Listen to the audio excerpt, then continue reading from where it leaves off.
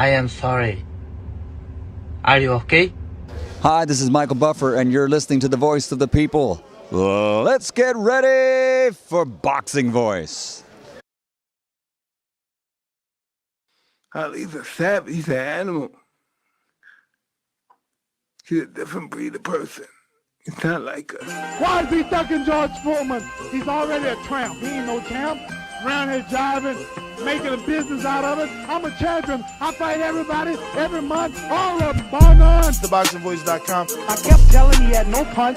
He couldn't hit. He's swinging like a sissy. He's missing. Let me see your box. I hadn't started dancing yet. He talks too much. He's ugly. He's pretending. I'm the true champion, and they make me the underdog. I'm gonna show them all they're wrong. Muhammad Ali didn't have a lot of muscles. He wasn't all that strong. This man's presence, you could hit him where you hit everyone else, but he was not willing to fall.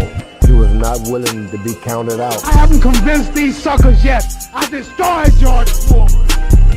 I destroyed Joe Frazier. Because I'm the champion. I'm the real champion. There'll never be one like me. Fast. Last night I cut the light off in my bedroom, hit the switch, was in the bed before the room was dark. I'm a bad man. I told you I'm the real champion. I told you I'm the champion of the world. All of you bow. All my critics call. All you suckers who write the Rain magazine. I'm gonna prove I'm the greatest. I'm gonna prove to you I'm the greatest. We gonna prove to the world I'm the greatest. This is my last fight. I don't want none of you to miss it. No special training. Just be at the fight. I'm ready to back up everything I'm saying. And I'm through talking.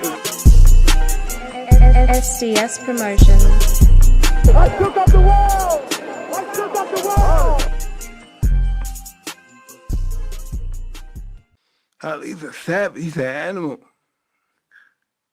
All right, ladies and gentlemen, we are back. We had some sort of technical difficulty. I'm not quite sure if it was the internet or not, as everything else was still working. So I sent the log update to my developer to see if maybe we got some sort of bug. But we are back for anybody that does want to finish talking some boxing, because that show was only an hour and a half, so that was pretty ass. But Al in the Bay, what do you say?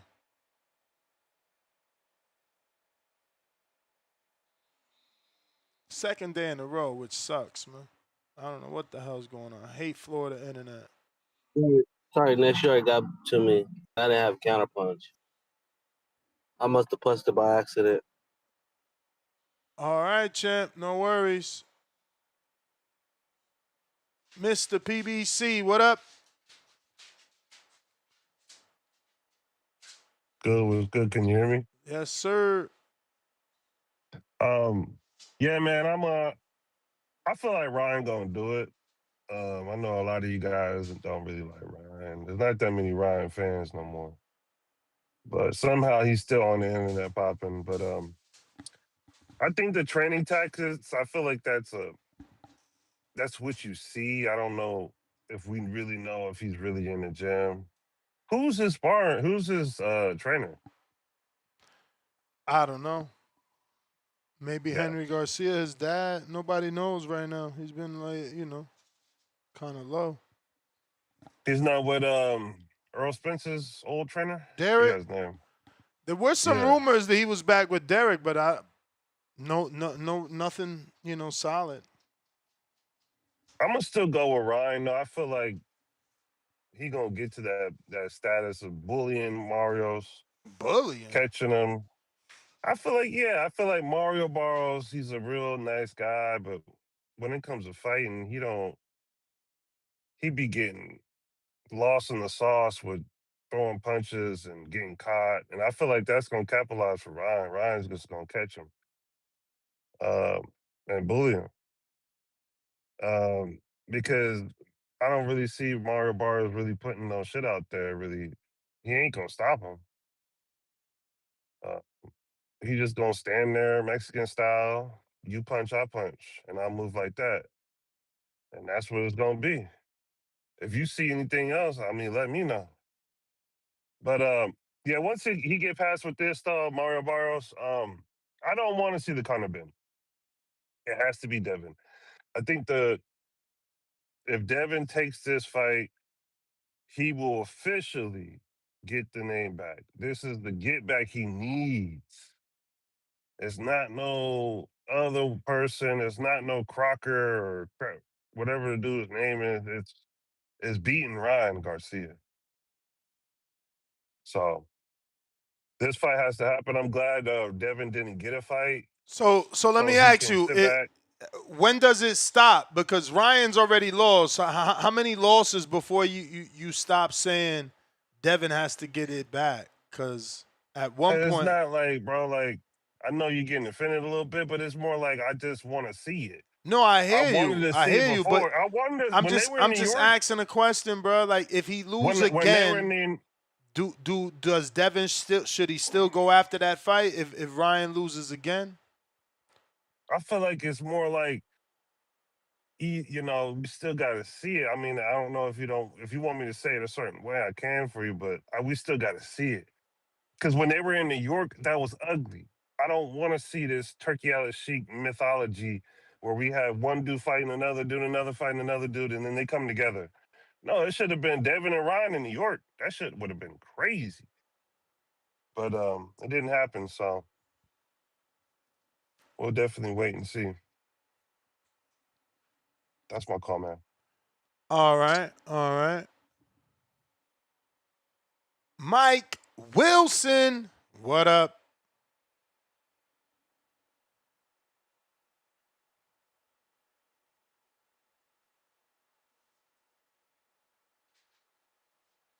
Boxing boys. What up? What happening? Show number 2. We already on a good start. We got 2 shows today, Mr. Gibbs. Yeah, we had some technical difficulties. I know, man. It's all good. We here though. We here, man. It's a couple months ago, Ness, I was thinking that boxing was in a good space. Now I'm noticing we in a fucked up space as boxing fans. Just think about the box game now. All these little young niggas, they want to act. They act like they got the accolades. They ain't did shit in boxing, man. They all think they better than what they is. They all social media stars, and that's not good. They not stars from whooping niggas ass in a fucking ring. And this shit weird. We don't even know who the best one is, and none of these niggas really look like no real killers when you really look at it. None of them. Like none of them. Like. It's crazy. Boxing is in a fucked up position, man. I don't know who gonna stand out. Cause all these niggas think they better than what they is. When you think about every fucking fighter, they all think they better than what they actually is. They don't want to go earn that shit, man. We ain't got no killers, Mike. Ryan, oh my, is that Ryan? Good, Turn that 9 upside down. You gonna get that motherfucking 6, man. What's happening? What did you say again, Ryan? We ain't got no killers, man. We ain't got no Keyshawn Davises, Abdullah Mason. Man, we gonna see. Keyshawn be man. It's something about. Well, I don't know. We gonna see. But Keyshawn be on bullshit, Ryan. I be listening to his interviews. He say the same shit after every. Oh man, something different. I'm different now. I got God with me. Shut it down. Yeah, man. I'm different. Shut up, bro. I don't believe that shit, bro. I don't believe you. You need more people. You know what I'm talking about? More people. Man, we don't believe that shit. And then this Ryan Garcia and Barrios. Man, this is like terrible. I don't even know why we even talking about this shit. They should put this shit on Tubi. This is shit that need to be on Tubi. We need to go find an app to watch this shit. This should be on that Black Prime shit. What the fuck is this? Man, these niggas ain't shit but popular, man. Fuck no. Ryan Garcia ain't no real fucking fighter. Mario Barrios ain't either. These niggas got the look for it. They look like fucking little fucking Oscar De La Hoya type niggas. Little Mexican, pretty boy Mexican ass niggas, bro. That's all they is, bro. Just pay attention. That's all they is. These niggas not no real fucking fighters, bro. If Barrio was a real fighter, if he was a real fighter, Manny Pacquiao would have never signed up to fight this nigga. If he was a real fighter, bro. This shit is crazy. And Mike, Ryan Garcia let me get back to you. Just call back in. I got a guest on. Pryce, what's going on? What's up, Ness? How are you? Good. I'm good, you? Oh, man, I can't complain. Salute, Pryce. Happy to have you on. Yes, sir. Going on, champ. Is the quality good? The quality good? You look a little pixelated. All right, let's see if I can get here. Hold on.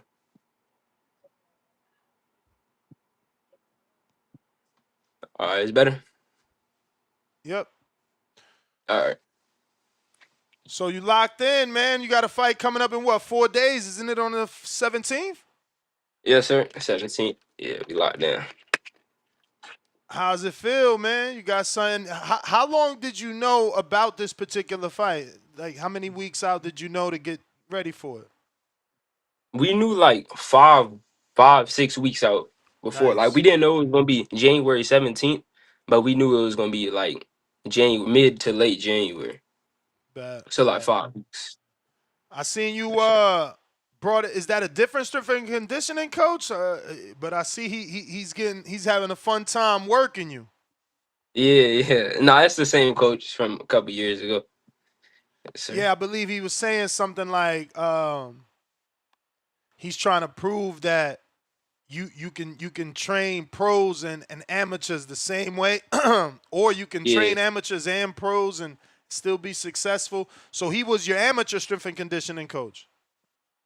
Yes, sir. For when I was amateur too, like on the back end of the amateur career. Are you connected to the Wi-Fi? Because you broke up again.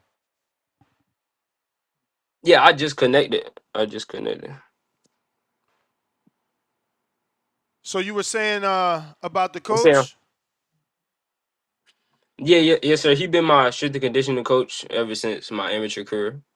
Nice. So you familiar. Yes, sir, for sure.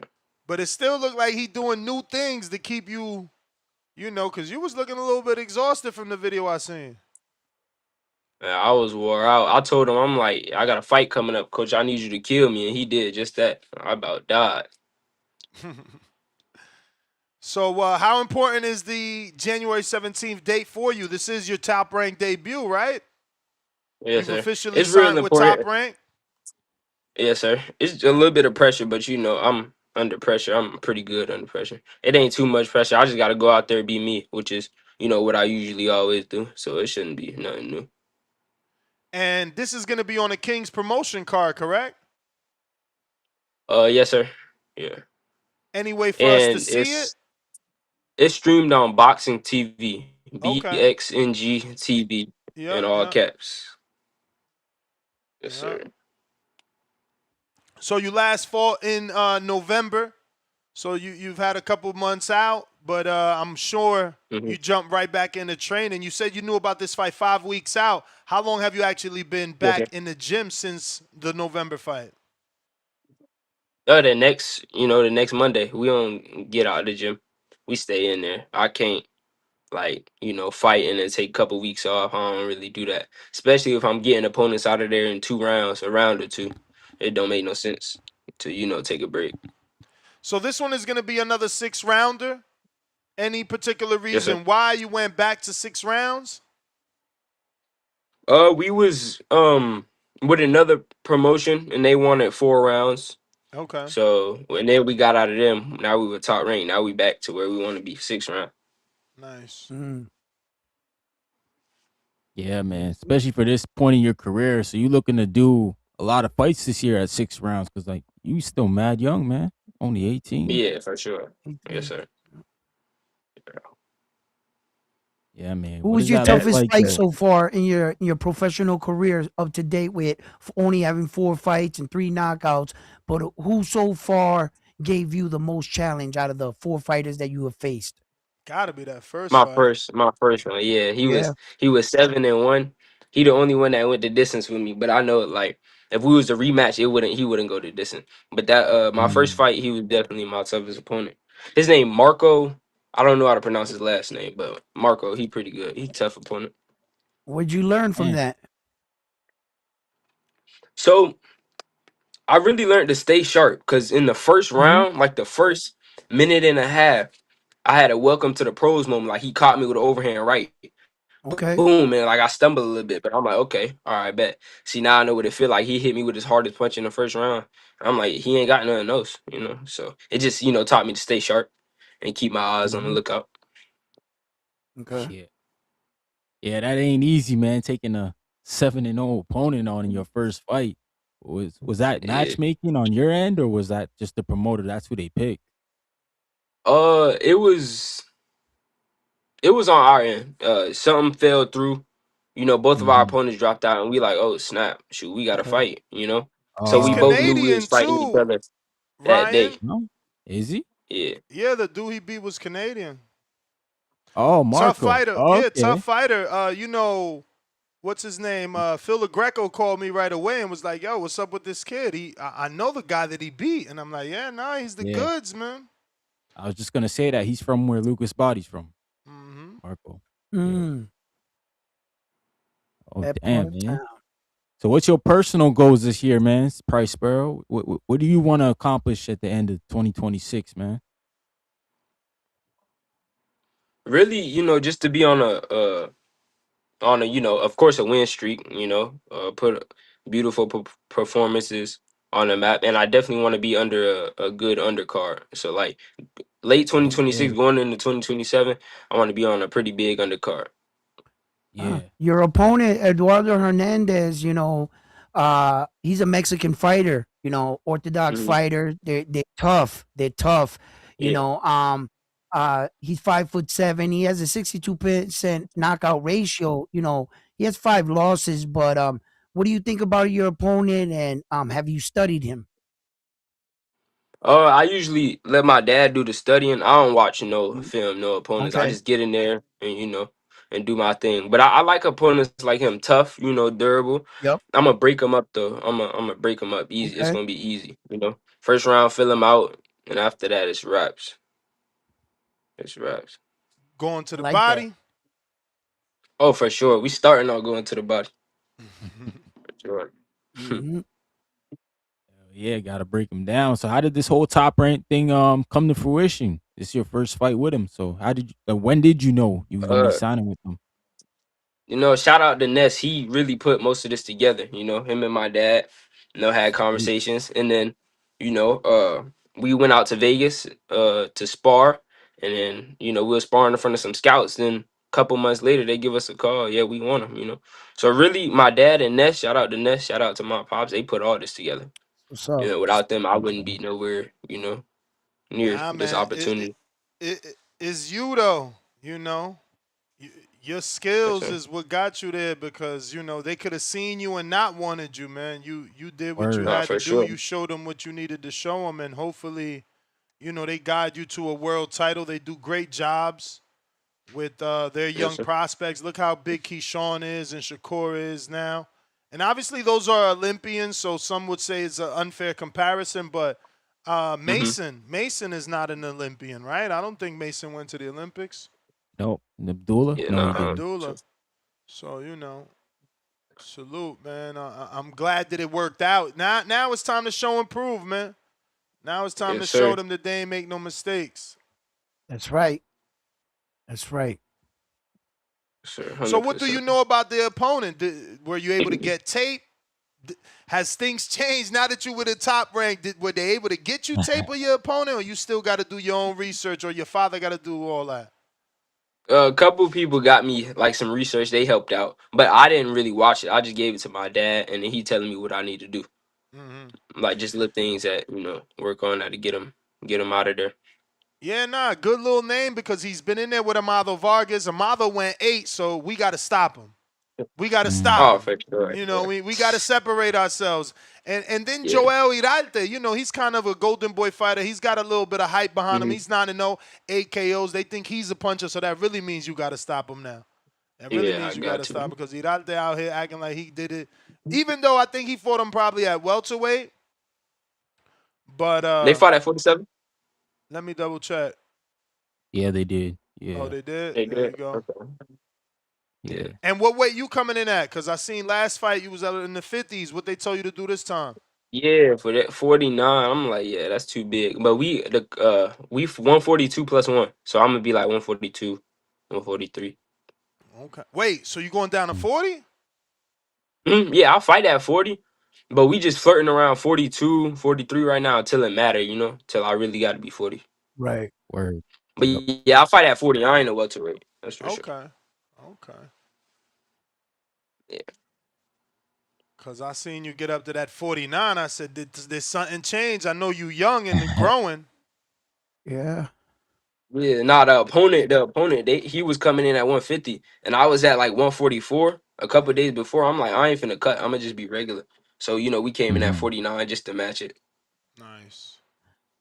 It shows that you can fight at those kind of weights. So when you make it to 140, you already banging up there at 149. Like, you Oh should yeah. you should be able, yeah. So, you're Yes, sir. talented, brother. You are talented, and I Yes, wish sir. you Thank you. nothing but the best and success on your climb. And I'm definitely going to follow you and watch you closely. I can't wait to see you in the ring on the 17th. Right? It's the What was 17th. Yes, sir. Appreciate it. 17? Yes, sir. What sparring look like for this camp? Where'd you guys go? Did you get any? Did you stay local? What'd you end up doing? Oh, we went to Georgia. We went to. We had some people come in from Tennessee. We got some pretty good work in this camp. Yeah, we got pretty good work. We sparred with a couple bigger dudes that Did you fight get the any same way he Mexicans fight. though? Yeah, for sure. Yes, sir. That's Okay. all we spar. That's literally the only, people we Great, spar. because this guy's coming to push you. Good. Yeah. Yes, sir. Be prepared for I'm that. ready for it. Yeah, I can't wait. So right now the training situation is still just you and your dad, right? Or is there any other eyes in the camp? We got a gym full, but it's usually just me and my dad. I train really early and really late when nobody in there. So, but yeah, we got a couple people in the camp. Just keep me sharp, like my strength and conditioning coach, and that's about it.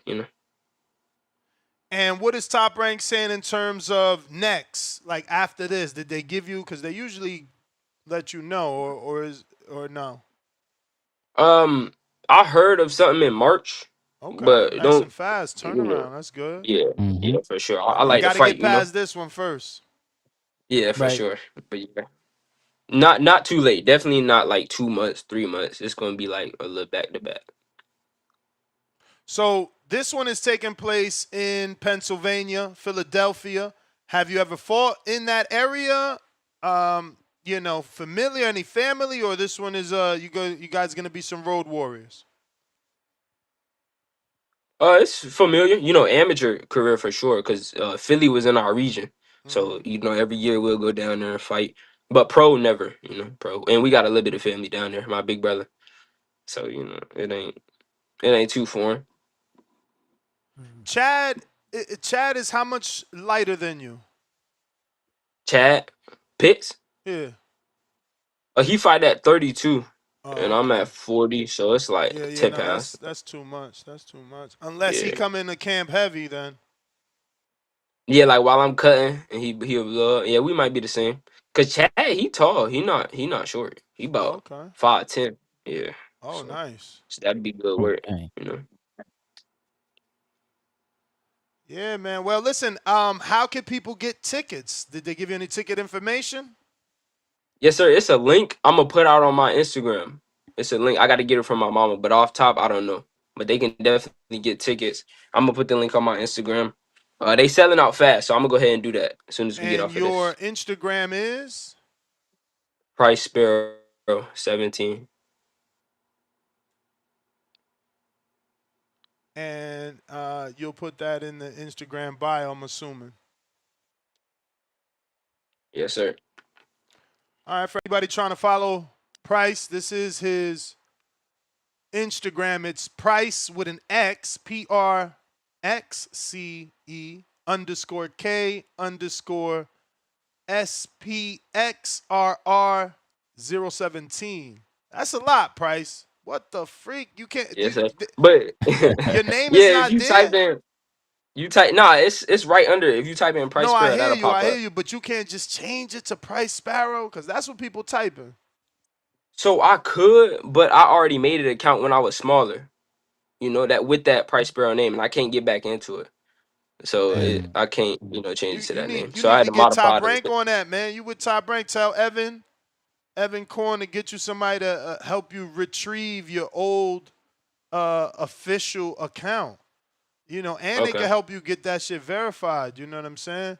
Get that win Yes, first sir. I before you got start you. asking for favors, though. Knock somebody out. Yeah, I got you. I got you. And in terms of the actual fight, you said they have to go to BXNG? Yes, sir. BXNG TV. And that Instagram looks like this. For those that are not familiar, if you want to make sure you tune into Pryce's fight, it's bxng.tv or BXNG on Instagram. And which one is your event here? He's got so much going on. No poster. I don't see it. We need a poster. Yeah, they got to update, but this is the streaming service that'll be showing that fight for those that want to tune in. Pryce, Yeah, man. So you tell know the where you people are on why. the fight card? Oh, My I'm bad. sorry. You know where you're gonna be at on the Say fight again? card? No, What I don't. slot? I don't. Mm. Hopefully not too early. Pryce, so tell everybody why they should tune in, man. You know, you're a new talent. Let them know why they need to take their time out to watch you fight. I'm gonna just, I'm gonna show the skills of why I should be at the top here in the next couple years. I'm definitely gonna give you a word for your while. While you watching me. I won't disappoint. That's for sure. I'm gonna give you everything you're looking for in the up and coming prospect boxer. 100%. 100%. What's up? All right, champ. Well, we're going to keep it short and sweet. We appreciate you jumping on. We definitely want to get you on after the win, so hopefully you look good and we could get the victory lap. Yes, sir. Appreciate you. Appreciate y'all. Appreciate you, man. Thank you for joining Appreciate us. you, Pryce. I followed you. Round One Sports Talk. I followed you on Instagram and on Facebook. Okay, I'm going to get you right back. Appreciate All right. There you have it, ladies and gentlemen. Pryce Sparrow. Shout out to Pryce, man. Pryce is actually a former Border Wars fighter. So No way. Yeah, Oh man. shit. Yeah, Yes, Yo, sir. that's what I be saying, man. I feel like fought Ness on, gonna Yes, be sir. that development league guy. Get guys from the minors up to No, the man, league. I'm super proud of this one because, like, I got him that Yeah. audition. He really got signed, so I want to see him go all the way, man. I know that's a football term, but Absolutely. so what? I want to see Yeah, it. yeah, I want to yeah. see it, bro. It'll be something sweet, you know?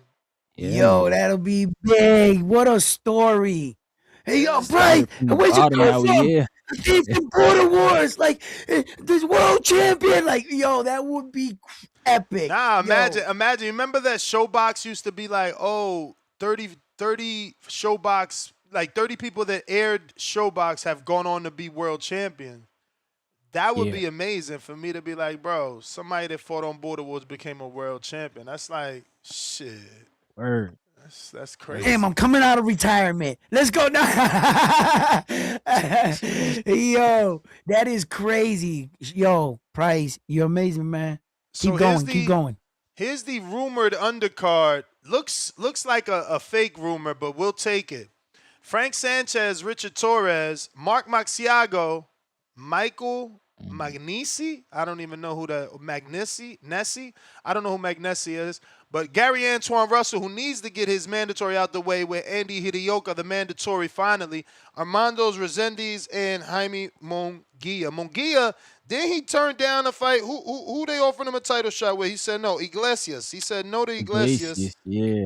Now, I won't call him any names because if you're going to get a turkey money, like, obviously there's no money in the Iglesias fight compared to a turkey card. You're going to be, you can fight for Eye of the Tiger Promotions in Canada for IBF, or you can fight on a turkey card versus Resendiz for the full WBA because Resendiz got elevated. Yeah, he got a title too.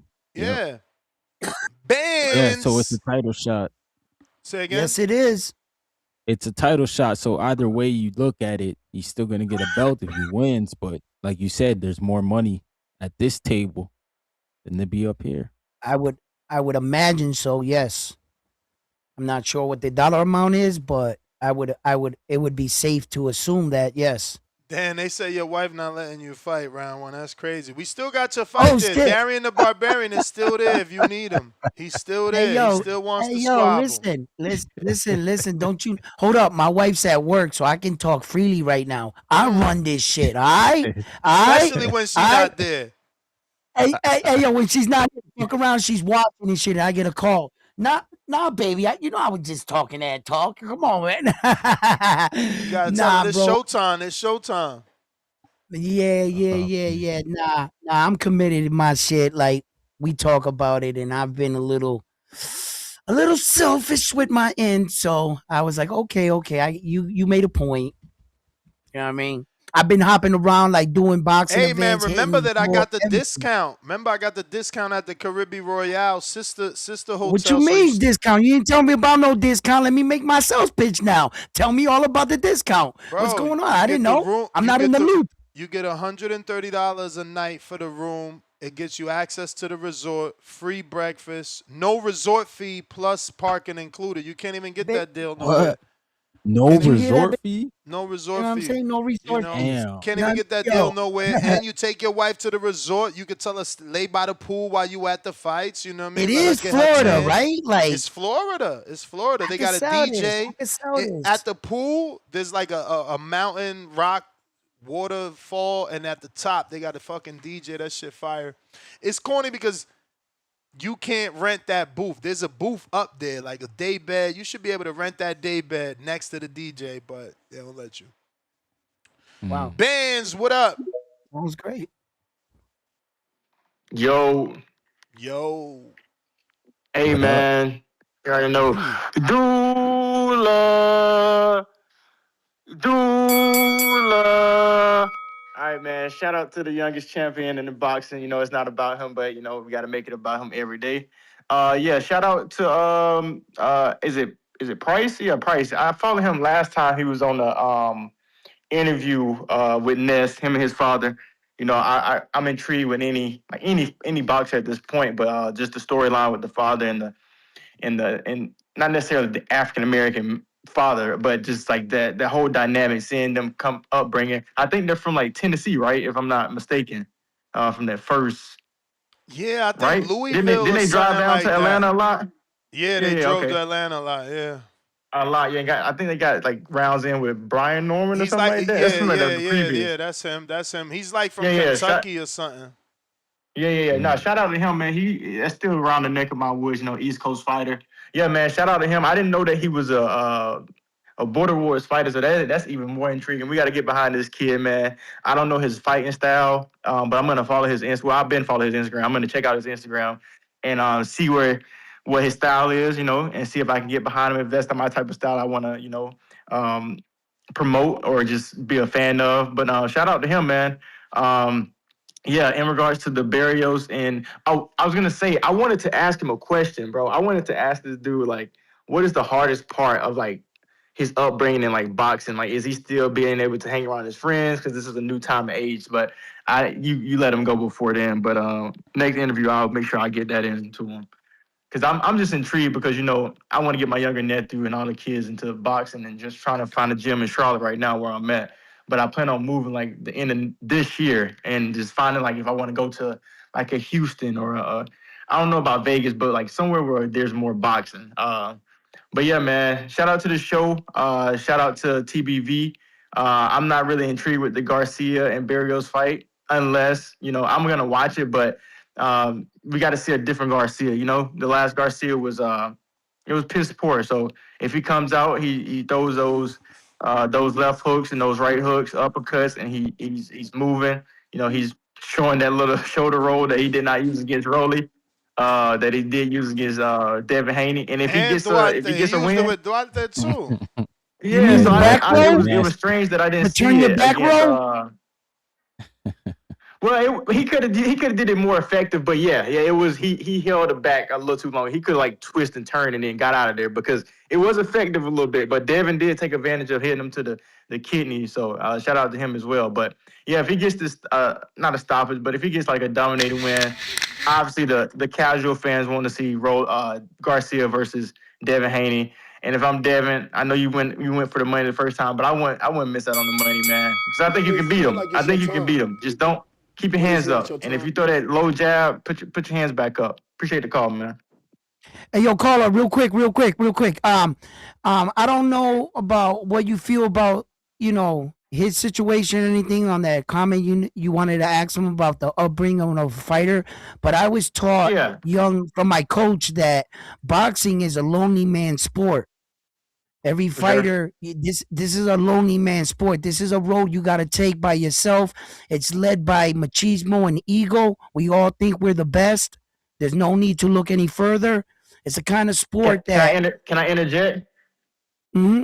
What if you have someone that is keeping you on the right path and like, you know? No, that comes a part of it. Can be able to have you like out on like a Sunday for 4 hours. I want to know the full dynamics. So you got a girlfriend. Like, what are you doing? Like, I just want to understand that side of it because I'm trying to bring that's young what I guys. mean. Yeah. Right, that's what I mean about that, right? Okay, as a boxer, none of us could do this alone. We need a team, right? But those are the guys. And I'm trying to be that teammate, for sure. If you're not talking to me about boxing, something about boxing, keep it pushing. I got nothing to talk to you about. Kind of like that. That's what I mean about 100%. the lonely man aspect. As a boxer, it's a lonely man sport in that that's what I mean, that you got to cut out all the distractions, the girlfriends, the going out, as a boxer, you got to be selfish to your craft. You can't be, so that's a message that was installed to me. And so anything that had to do with boxing, I accepted it. I absorbed it in like a sponge. And everything else. I want to interject. One more time. I appreciate all the knowledge. And I think you're resourceful. But I remember Bill Haney saying, you're like, to be a coach, their greatest days have to be over your greatest days. So once you get into the boxing and coaching, you have to put their days over you. But as a coach, when I'm thinking now, like, if I get a schedule, like a good schedule, if we're in the gym from like, say from 5 or 6 a.m. to 11, right? Like 6 hours, or, you go eat lunch or something, you go back. Like, you still can be able to do things. And as a coach, you still can break down your type of, so I'm saying, like, as a coach as well, it's not going to be as lonely for me, but I'm just trying to understand it more. So, yeah, man, if y'all talk about it, I'll be here to listen, man, but I appreciate it, bro. Yeah, caller. And they say that the greatest coaches and father-son duos were like drill sergeants. They kept them like in a boot campish type way of life. They sheltered them away from all the bullshit, the gangs, the hustles, everything else. And even Mayweather, some of the greatest fighters in the world. Yeah, but and then Floyd's father says, yeah, everybody says I was harsh on him and I kept him away, but look at what he is today. What he taught him early in life kept him focused and carried him throughout his career. So the sacrifice was worth it. I appreciate the call, man, and the knowledge. I appreciate it, brother. Appreciate you. Thank you. All right. Mike in the building. Sim boys. What up? We back, man. We is back. Shout out to that boy Nestor Gibbs. First name Great, last name Ness. What up? And that boy Ryan from the motherfucking what? Turn that 9 upside down. You gonna get the fucking 6. And we got that loose little puppy home alone. He ain't got a master around, so he think he gonna talk big on this motherfucker today. Nestor Gibbs, what's happening, dog? Round one? What up, dog? You know I'm talking to you. Nestor Gibbs, what's happening, man? What up? Hey, Ness. Cool. Hey, Ness. Ness. I forgot. I wanted to tell you what I saw yesterday. I was slithering through, man. Your boy Marco got the KO on his show now, bro. He kicked somebody off his show yesterday. Oh shit! $50. He only had 2 people on that bitch, yo. I was like, hold on. So somebody paid you $50 to not be in y'all two conversation, nigga? You crazy to the motherfucker. Shout out to Marco, man. He blowing up, man. Yeah. Oh, that shit crazy. I seen that shit. Like, Marco done kicked somebody off the show. And my man, whoever kicked them off, had to remind him. He said, hey, Marco, I kicked them off for 24 hours. Marco like, oh, damn. Yeah, you did. Oh, yeah. I'm sitting back like that. Marco couldn't wait to get a KO on his show. He couldn't wait, boy. Fuck wrong with that guy. But no, back to this shit, man. Boxing, man. Boxing. I feel bad for this shit. I just want to see one of these young niggas really drop their nuts and do some shit that we ain't seen, man. That's the one that we got to follow behind, man. That's the one right like what? there. I don't know who it's going to Like what, though? Huh? What they gotta do? What they gotta do, Mike? Challenge themselves. Challenge themselves. Don't be trying to be though. You know, man. A lot of these niggas be trying to act like they self-made and shit. When actually these niggas are silver spoon fed, bro. All of them, bro. They all What? on that. What Oh, do you mean? they all Tio was. and Yes, trust. they got a high stakes fight. Oh no, them the only two. Them the only two. I respect that. It's a couple. I'm talking about. It's a couple. That's just right now. But we gotta. But after this, what we gonna look forward to? That's a couple. That's With coming up. Xander, That's in a couple Xander weeks. going, We Xander do. going That's into a true. unification after winning the belt. That's dope. Shoot, man. Yeah, but we gotta keep this shit going, man. Y'all know who we really want to see. We want to see these young killers that be talking that big noise on this motherfucker. We got mamas and daddies on this bitch talking about their son is the greatest fighter ever because he 3 generations of boxing and shit. Man, like we don't You know talking what to about believe in Schofield? this shit, bro. Yeah, like we don't know what to He believe, bro. That's the Winter Soldier, don't know what bro. He possessed. The Winter Soldier, man. He That's the Winter possessed? Soldier. I don't Yeah, know what he yeah. is. That nigga, they on some weird shit over there, bro. My man said he the best fighter because he know all 5 styles of boxing, and he said 3 generations. I ain't never seen this nigga fight. I ain't never seen Schofield Senior fight. And what the fuck else? He said some other shit like what the fuck, bro? It's like I'm tired. And then what's good with Tank? Keep doing crossovers and shit. We got Tank. I want to see you fight, Yeah. Tank. You a superstar. I want to see you fight, bro. I want to see Tank. That's really the pressure's on Tank though, cause he the one. He supposed to be the leader of all these young niggas. If he get in there and fight somebody, these niggas gonna fight too. Niggas are protecting that. Oh, they scared of that embarrassment out here, man. And you gotta respect Dev, but I feel like Dev be woofing too sometimes. I feel like he be woofing too. We're gonna see what he do his next fight. I feel like he woofing.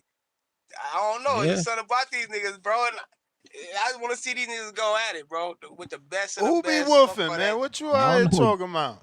They've tried to unify. Dev. Man, you crazy. I know, but he be woofing though, man. That shit be sounding good, but Dev be woofing, Sounding bro. good. He do. You out here wilding. I ain't just saying Dev though. I'm talking about all of them, really. All of them. Shit, all of them. Even I used to fuck with Keyshawn. I feel like he exposing himself too. He talking about he want to start. He want to bring it up with his trainers from day one, like Bud did. Bud encouraged him to do that. Nigga, you going over there with fucking Shakur? Nigga, what are you talking about? He didn't. Damn, what's wrong with that though? He just be talking. No, that's some bullshit, bro. He can go right here. He should have stayed where he was at. That's why he gonna get beat. He might not get beat his next one. He gonna get beat. Watch. And he gonna try to come run back home, and it's gonna be too fucking late. It's gonna be too late. We're gonna have another little young boy shine him up. You know what I'm talking about? Shit, the motherfucking boxing voice in this motherfucker. Nestor Gibbs, bro. How you gonna put me off the line like that for a guest, bro? I thought you get special privileges when you the entertainer of the year and shit like that. You do, bro. That's why you back with another 80-minute call. 80 minutes? Okay. I get the 80-minute call? So how many counters is that? I thought this was 80 minutes. Huh? You been on for like an hour. Hell no. I'm trying to be like, what's old boy, my boy Power Chat? Somebody send me a counter. Somebody send me a counter. Oh, that King Born. Shout out to King Born, man. Yeah, King Born. That nigga be asking for counters and motherfuckers will send that shit in. Shout out to the motherfucking Boxer Boys, man. Keep this fucking show going, y'all. It's motherfucking Tuesday. Taco Tuesday. Y'all be safe out here, man. Have a good day, fellas. Taco Tuesday. I miss Taco Tuesday, man. Taco Tuesday. I ain't got no good taco spots in this neighborhood. They out here selling American tacos and shit. Like, that bro, Taco Bell? But that's what they do. That shit look like fajita. It's like fajita meat in a corn flour tortilla. Oh. They white as hell. Then they put the regular shredded cheese. They probably bought it from Walmart already shredded. Man, I'm like, yo, they wildin'. What the fuck is this, bruh? Once you go to the West Coast, it just don't nothing make sense, bruh. Nothing. Right. They wildin'. That's no. Phone lines are open if you're looking to call in. Discord available. X Spaces also available.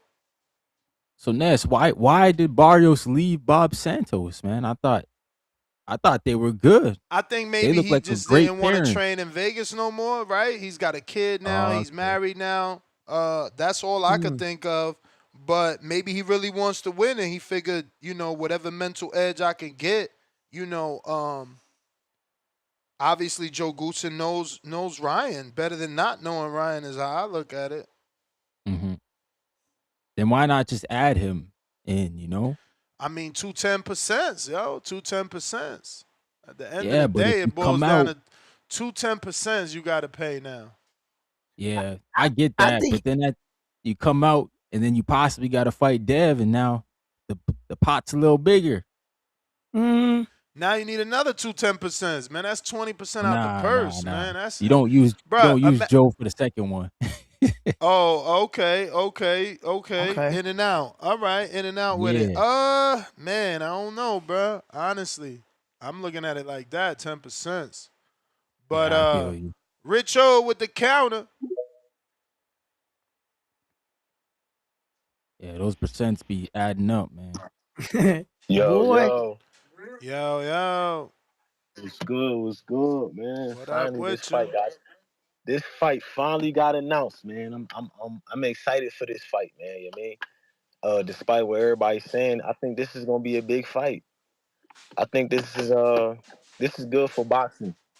Even though it's bad, like that WBC shit and all that, but this is a good little fight that's about to happen. I think if Barrios show up how he showed up when he fought Ugas, I think, man, Yeah. Ryan gonna struggle, man. If he show up trying to counter and because Ryan, his only way to victory is he got to hurt him early. But I think if Barrios could drag him into them later rounds, I think he could win that joint by decision. That's just my take. But low key, I'm kind of rooting for Ryan because I want him to get a belt. Because one thing about Ryan, even though he a cheater, he cheated. He always been willing to fight dudes. You feel me? Even though Oscar De La Hoya be trying to do what he do, but Ryan has always shown willingness to fight. So I'm hoping that hopefully he probably can pull this victory off. But I just want him to fight. I just want him to get that rematch with Devin Haney. I think that's the fight we need. You know what I mean? I think they should get that on if he can win that fight. But yeah, man, it's gonna be a good fight, fellas. What y'all think, man? What y'all think? What's the temperature looking like? I know it I just think got announced and all that, but yeah. But I think yeah. that you said that Mario Barrios' key to victory is to hurt him early and to drag Ryan to deep water. We got to remember that Ryan No, I was saying Garcia's Ryan got to power. kind of. I was saying Ryan got to hurt him early to kind of win. Yeah, that's what I mean. You That's know? what I mean. I'm sorry, I might have said it backwards, brother. But Ryan Garcia power carries into the later rounds. He seems to have his power late still. He's dangerous. We ain't see that power in the Rolly fight. Yeah, I was just about to say the Rolly. Okay. And that's why. Let me get to my point real quick, Ryan. Look, that's why Matias got knocked out because that Austrian give you a little oomph, and then later rounds you can start knocking You people see, out. in the Ryan situation, remember when Ryan got hit? Look, Ryan got hit. Dad I hit him feel with you. Shit. He tapped his gloves like, yeah, let's go. I'm like, yeah, that's Yeah. I feel that. Come on, stop it. Look, but there was a little bit. I need a little bit more evidence in Ryan's behalf because there were a few more things that I have to acknowledge in the equation. Okay, wait, brother, can I get it out? Ryan was coming off a year layoff. He was coming off a meltdown within the Devin fight, saying everything about the kids. He just inherited like 20 plus million, and he's a young man spiraling out of control. I don't think he was as disciplined as so. Ring rust is a real thing. Coming off of 1 year, you're gonna look sluggish, and I talked about it. Ryan Garcia's gas tank. Let me ask you this, who you got in the fight? Rolly versus Barrios. Who you got in that fight? I'm gonna go with my boxing, and I'm gonna go with the experience. I'm gonna go with Mario Barrios because Ryan Garcia hasn't shown me.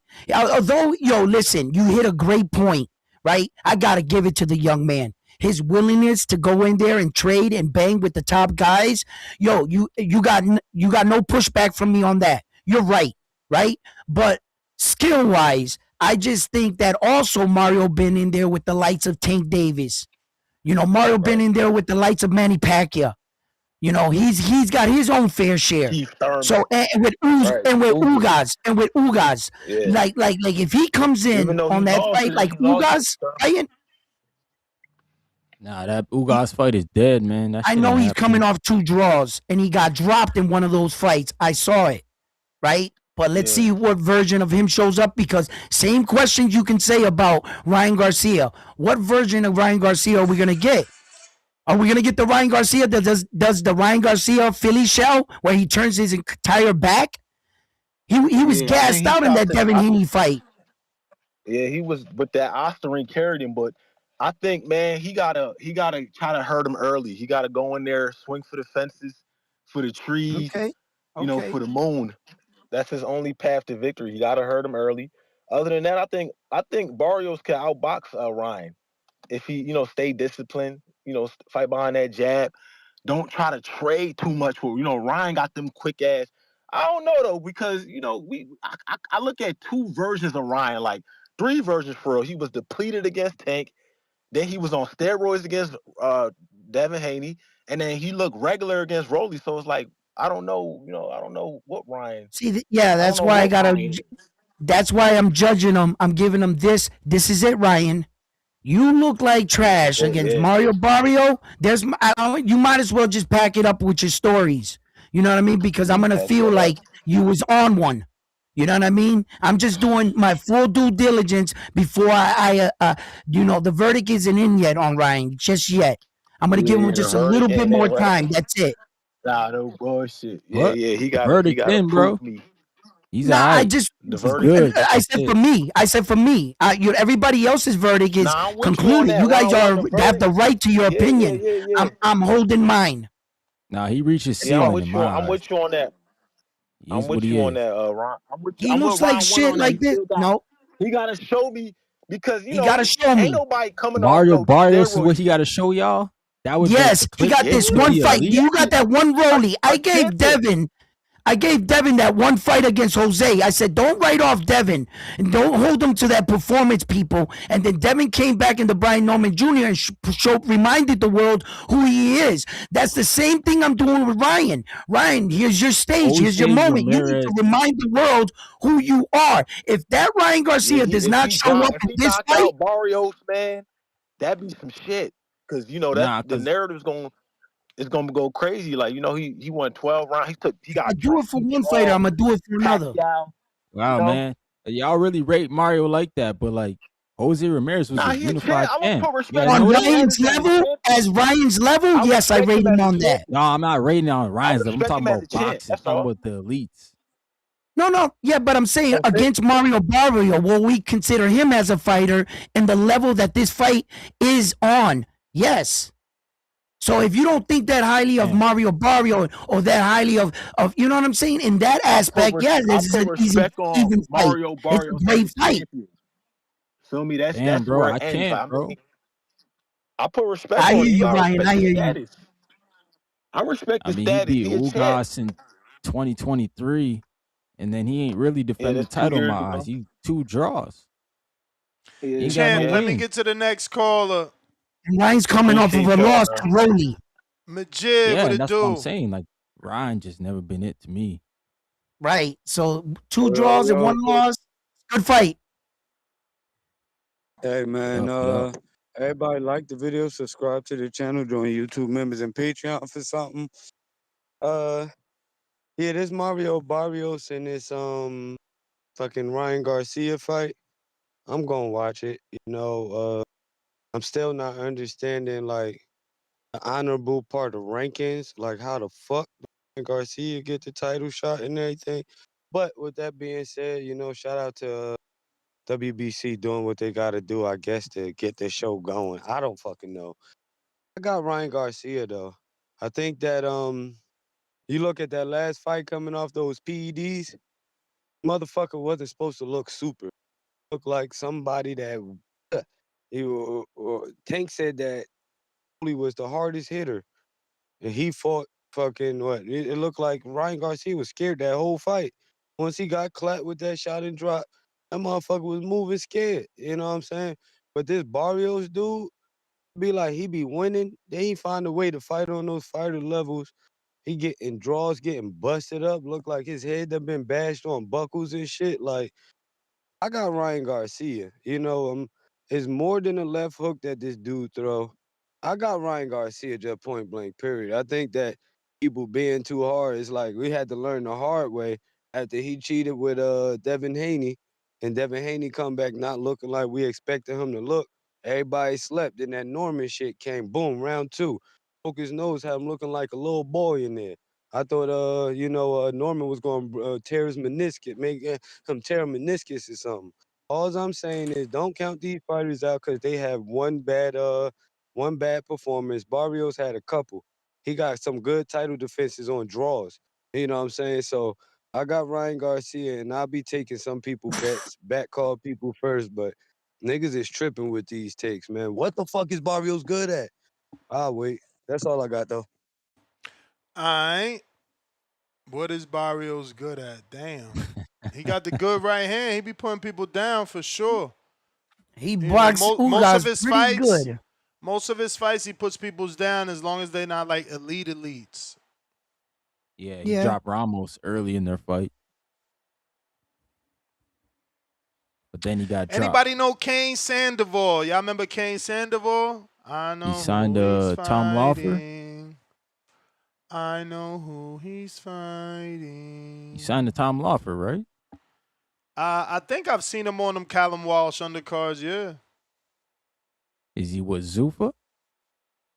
He should be on a Zuffa card. Yeah, okay. Zuffa yeah, card. they got high hopes on him.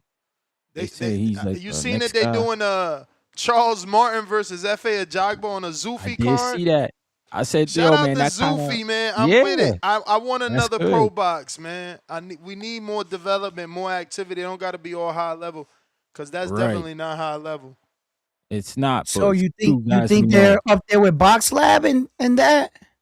I mean, they starting there for sure, right? Like, I mean, it's Right. it's a better main event or a better heavyweight fight than anything Box Lab has made, though. Box Lab hasn't made anything on this level, like a Martin right. and a Torres, right? No, is it Martin and a F.A. Jogba? They haven't made nothing on that level.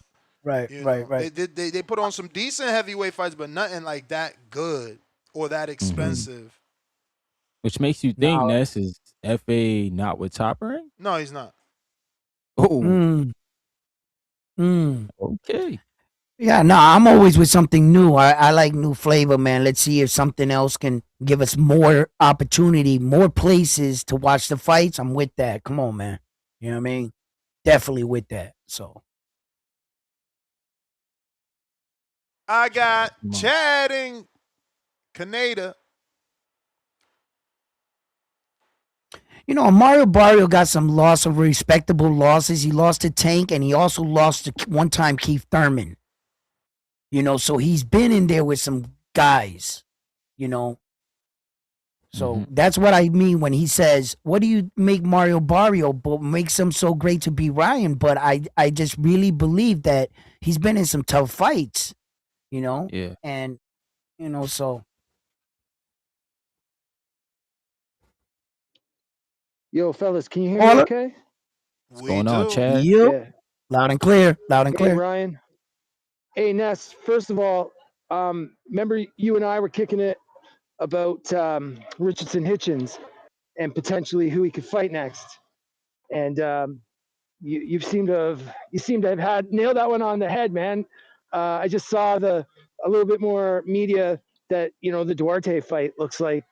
I don't know if it's official, but sounds like it's gonna happen. So I really feel like you pulled the needle out of the haystack, because I didn't realize how slim the pickings were really in terms of the next 4 to 5 months, whatever. A lot of guys were busy.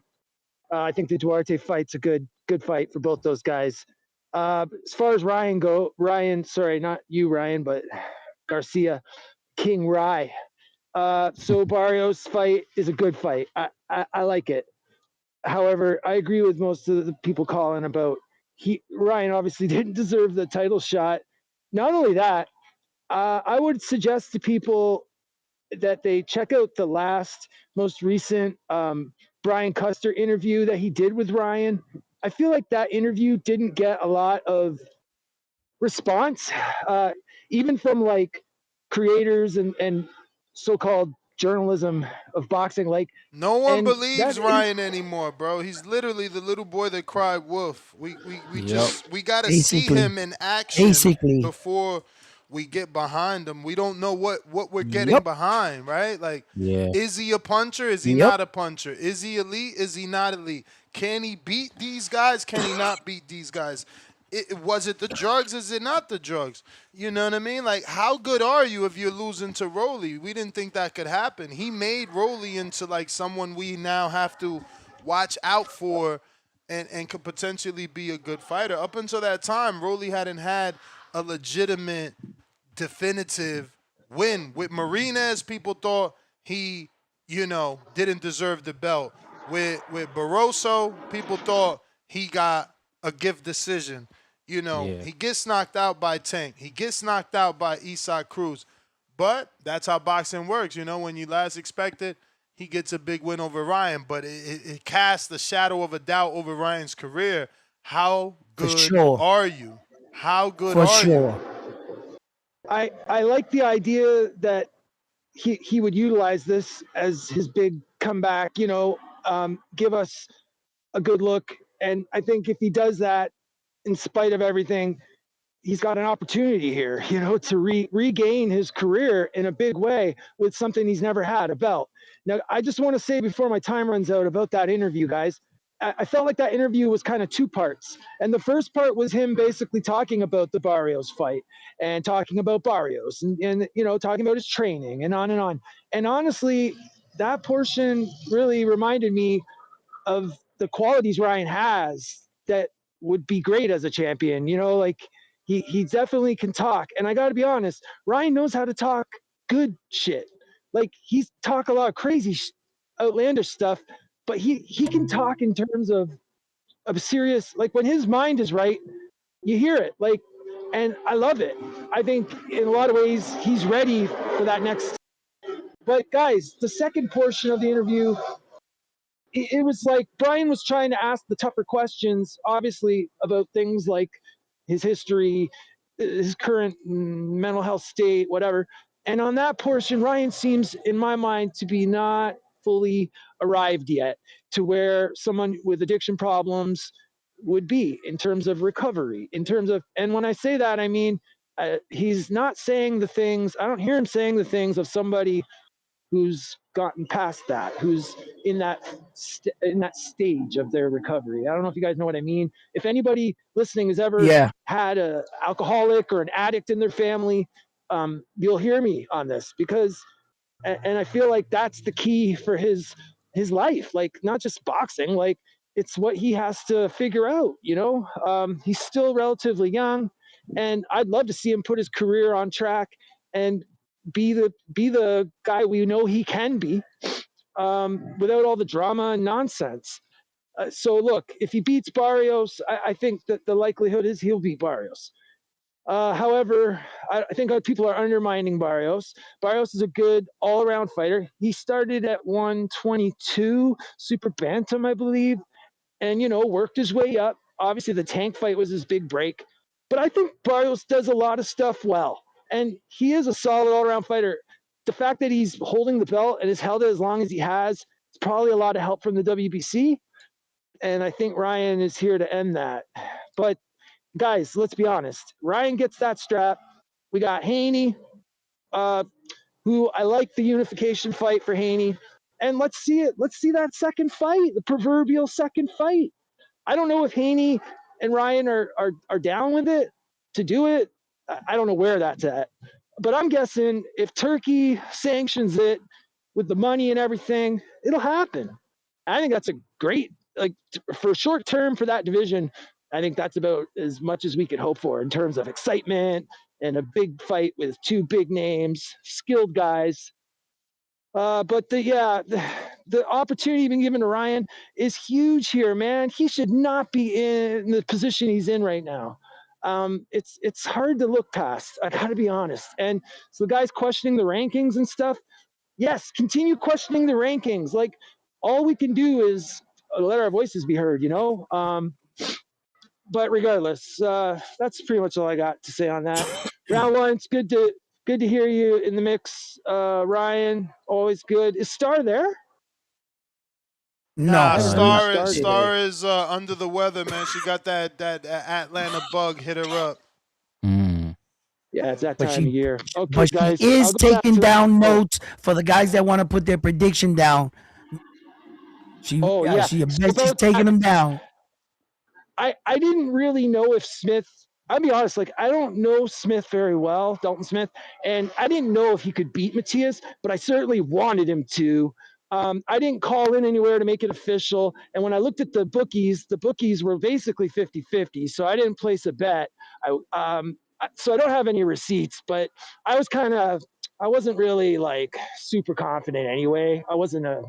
But yeah, I kind of thought Smith might be able to.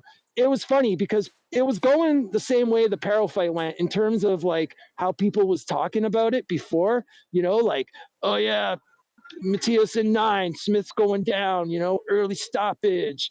That was like the same thing that went on with Parrow, I remember too, right? So, I mean, I like these types of results, guys, because for all the talk, all the calls we hear about people questioning the authenticity of boxing, questioning it's fixed, it's this. These unexpected results is what we need, really, to keep it interesting, you know, and keep some kind of authenticity with it, I would think.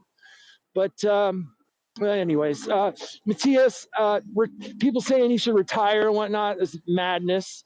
He'll get back in the mix. He just needs to, you know, guard his face, you know, like how about moving your feet? How about moving your feet, Matias? You could do that instead of retire. You could put your gloves in front of your face and do that instead of retire. I don't know, just a thought. Maybe move your head a little bit.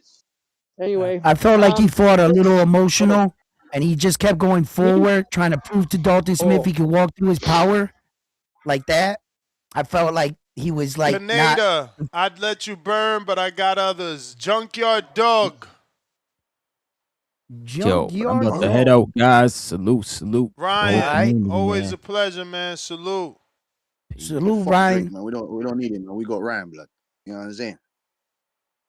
What's good? Can you hear me? Yo. Loud and clear. Can you hear me? Yeah? Yes, sir. Oh. What it do? Mr.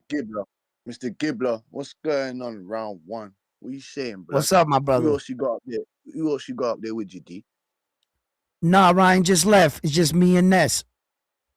Okay. Is it Solo Manolo? What Mr. Gibbler said? That's funny. I like that one there. Listen, salute to the community. I hope everyone's having a great week. I hope your families are well and healthy and are safe and are having a great start to the new year. This is a solid fight that we have on the horizon. The obvious has been, stated. Ryan Garcia does not deserve the title shot. But what I don't understand with the boxing people, or the boxing universe, is that the guys, when they, Suleiman Sissoko, Royal Kuyel, I've heard no one speak about that man's name on his upcoming fight with Alexis Rocha, Velasquez, all those guys. You guys don't care about these guys. So it just makes me laugh when I come in and advocate for the underground fighters that do deserve the title shots. You say no one cares about those guys. We don't. You say you don't care. No one knows them. Who have they fought? That's what you say, man. So now it's just funny to me when Ryan Garcia, Conor Benn, these guys that are actually putting our sport in the forefront, whether negative or positive, those guys are making the sport more noticeable. Whether you agree or disagree, it's a fact.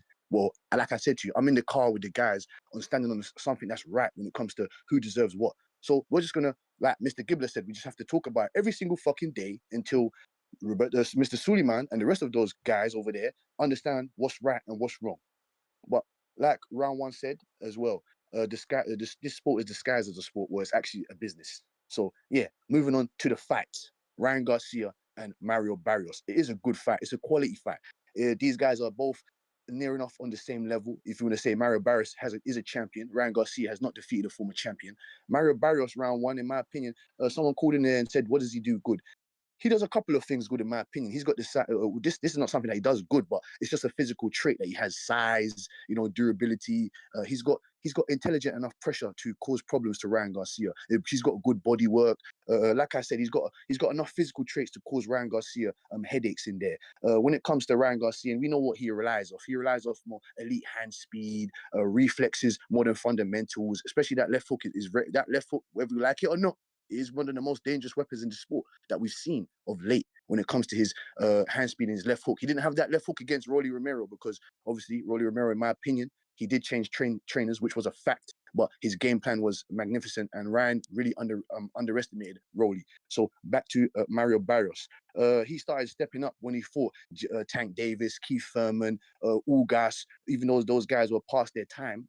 Ugas, especially Ugas and Pacquiao, he didn't really impress me in those fights. He didn't really show me what he was really capable of when it came to those fights. I do favor Ryan Garcia. Just because he's got the mechanics, like I said, lightning fast left hook, the straight hand, off of pull counters. I've seen him do some good stuff in there. As for Mario Barrios, he's got a long jab. The jab will take him a long way. Disrupt Ryan Garcia's rhythm. The right hand down straight down the middle, hooks, uppercuts to the body. He's gonna have to get down to Ryan's body if he wants to some success in this fight.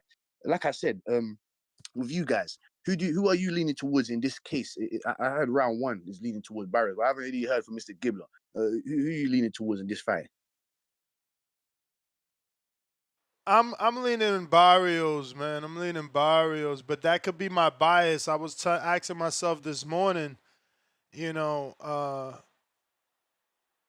7:40 in the morning. I'm like, damn, am I leaning Barrios because of my disdain for Ryan and his roller coaster career, his cheating ways, Yes, mind game. But mind the right hand of Barrios has always been a good right hand. Like I said, he's dropped pretty much all the mid-tier fighters, Yes. and Mr. Gibbler. Ryan surprised us. He went down versus Rolly. Rolly is considered a puncher, but I think that a guy like Barrios can be more accurate. Mr. Gibbler, you see, that's what I'm saying to you, Ryan. If you look at the defensive dynamics of Garcia, he pulls straight back with his chin in the air. Sometimes he's vulnerable to body shots, double jabs. And you spoke about Barrios' right hand. Yes, Ryan Garcia is very vulnerable to the right hands after the hook. When it comes to Barrios, he's got the traditional high guard. He's not really a slick defender, but he's mentally durable. I like Barrios. He's mentally durable. He's got fast lead hooks. You know what I'm saying? He's got sudden bursts. He's a better athlete than I expected. He's got your linear movement, space. I like Barrios. He's well grounded, well seasoned in my opinion. He's got a bit better of cutting the ring off. The thing what I'm gonna be worried about with him is the mid-range exchanges when it comes to Ryan Garcia, because speed, elite speed does beat timing, and I don't think Barrios has got timing, elite timing, but Ryan Garcia's got elite speed, so elite speed does beat good timing. So like I said, it's going to be a very disdained battle. It's whoever wants it more in this, and comes with a great strategy and game plan. Like I said, Garcia, he has to maintain distance. If you don't maintain distance, he's going to get clocked upside his head with that jab all night. Like I said, don't counter recklessly, or avoid prolonged exchanges in the inside, because he's not a better inside fighter than Mario Barrios. I said I've been impressed with him in certain aspects, but like I said, this is a big step up from Mario Barrios. I believe he will be the underdog in this fight. Who do you think will be this is what I'm saying. Who do you think will be the underdog? That's a good question. Who do you think will be the underdog? Well, as far as toughness goes, Barrios I think is already the underdog at a plus 138. Well, check this out, right? And check this out. As far as durability, right, we can see that Ryan Garcia quit when he was hurt, and Mario Barrios got up, kept getting up, so his durability to stay in the fight, even when he was hurt, was stronger than what we seen out of Ryan Garcia. When the water got hot for Ryan and he got hit with one body shot, he called it a wrap. Mario Barrios' eye was cut. It was almost shut. He was leaking. He was still getting up. The referee had to come in and save him. So if you ask me, Mario Barrios' durability has been proven to be tougher. So if he gets in trouble in his fight, I can count on him not quitting. Can we say the same thing about Ryan? No, we cannot. No, we cannot, Mr. Round One. Okay. Mr. Gibbler, I appreciate you for giving me the extended time. Let me leave you with this. I have 2 to 3, short period questions for you, short staged questions for you. And round one, in the early rounds of this fight, of this critical fight between Ryan Garcia and Mario Barrios. Ryan Garcia is very dangerous in the early maybe 1 to 5 rounds. After that, the critical phases of Garcia, his output tends to slow down. If Barrios can survive the clean pressure, the size of Ryan Garcia, because he's a big boy as well now. He's a big boy. I don't think Barrios has been in there with a 5'10" plus guy, in my opinion. So, like I said, maybe middle rounds will favor Barrios with the output. But like I said, the questions as well. I wanted to ask you about your boy. You spoke about your boy Kane Sugar Sandoval. I've been really impressed with that guy. I believe I don't know to this extent, but I do have a great idea that his power is real. I would like to see him in there with your boy, Mercado, if that's possible. What do you say to that? He ain't gonna make it to Mercado. My other boy gonna take him out, but shh, can't tell you who. But he was an underdog on a big fight and got a knockout. That's all I could say. Okay. That's all I could say. Okay. Did he fight in the last 3 to 4 months? Man, I don't know, but he had a high profile. Listen, he had a high profile fight with like an undefeated fighter. Don't worry. You don't need to take the cat out of the bag, Mr. Gibbons. Yeah, I can't, man. I can't. I wish, but then they won't let me eat. You play Uno right now. That's cool though. No, because I like to do that. Like if y'all guessed it, y'all guessed it. You feel me? No, fair enough. But he's definitely one of my guys, so it's not hard. It's not hard. Yes. No, I was really interested. I was just interested in Kane Sugar Sandoval. He's impressed me. He's punching power. He's been a Tom Loeffler fighter for a good while now. So I was wondering what they're going to do with him. They pushed him into 10-round fights of late. You know what I'm saying to you? Back to back 10-round fights. I watched him. I hooked onto him when he knocked out. Was it Duno? I think he knocked out Duno, if I'm not mistaken. Yeah, he knocked out Duno. So I was impressed with him there. So I wanted to see what they were going to do with him. But like I said, man, thank you for giving me. Thank you for giving me your extended time. Salute to you, round one. Yeah, I know you have beautiful community members in here that want to speak about this boxing. I appreciate that. I know that half of the American crowd, they hate me, and half of them love me. So I appreciate that. Whether you like it or not, learn to love it. Woo! Because it's the best thing going. I talk this boxing shit. Come and join us at the ESPN, the HBO, the real shit of boxing. Thank you, Mr. Gibbler. And thank you, Mr. Round One. And don't let your past haunt you, man. Salute.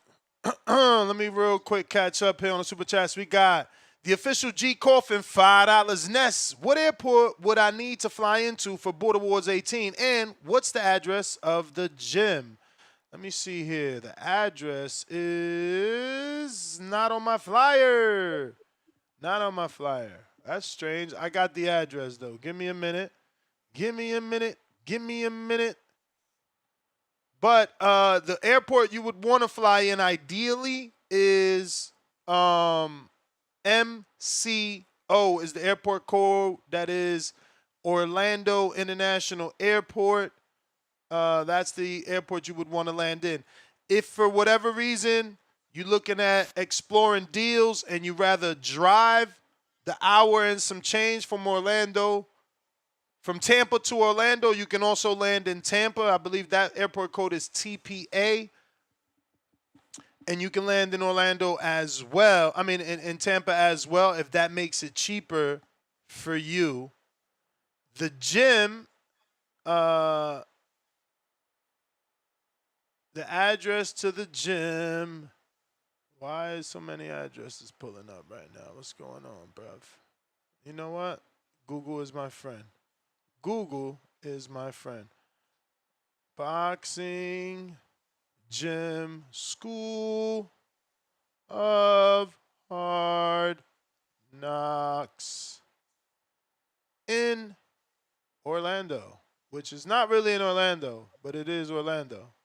You got to use that airport anyway. So it is 296 Anchor Road, Suite 300, Castleberry, Florida, 32707.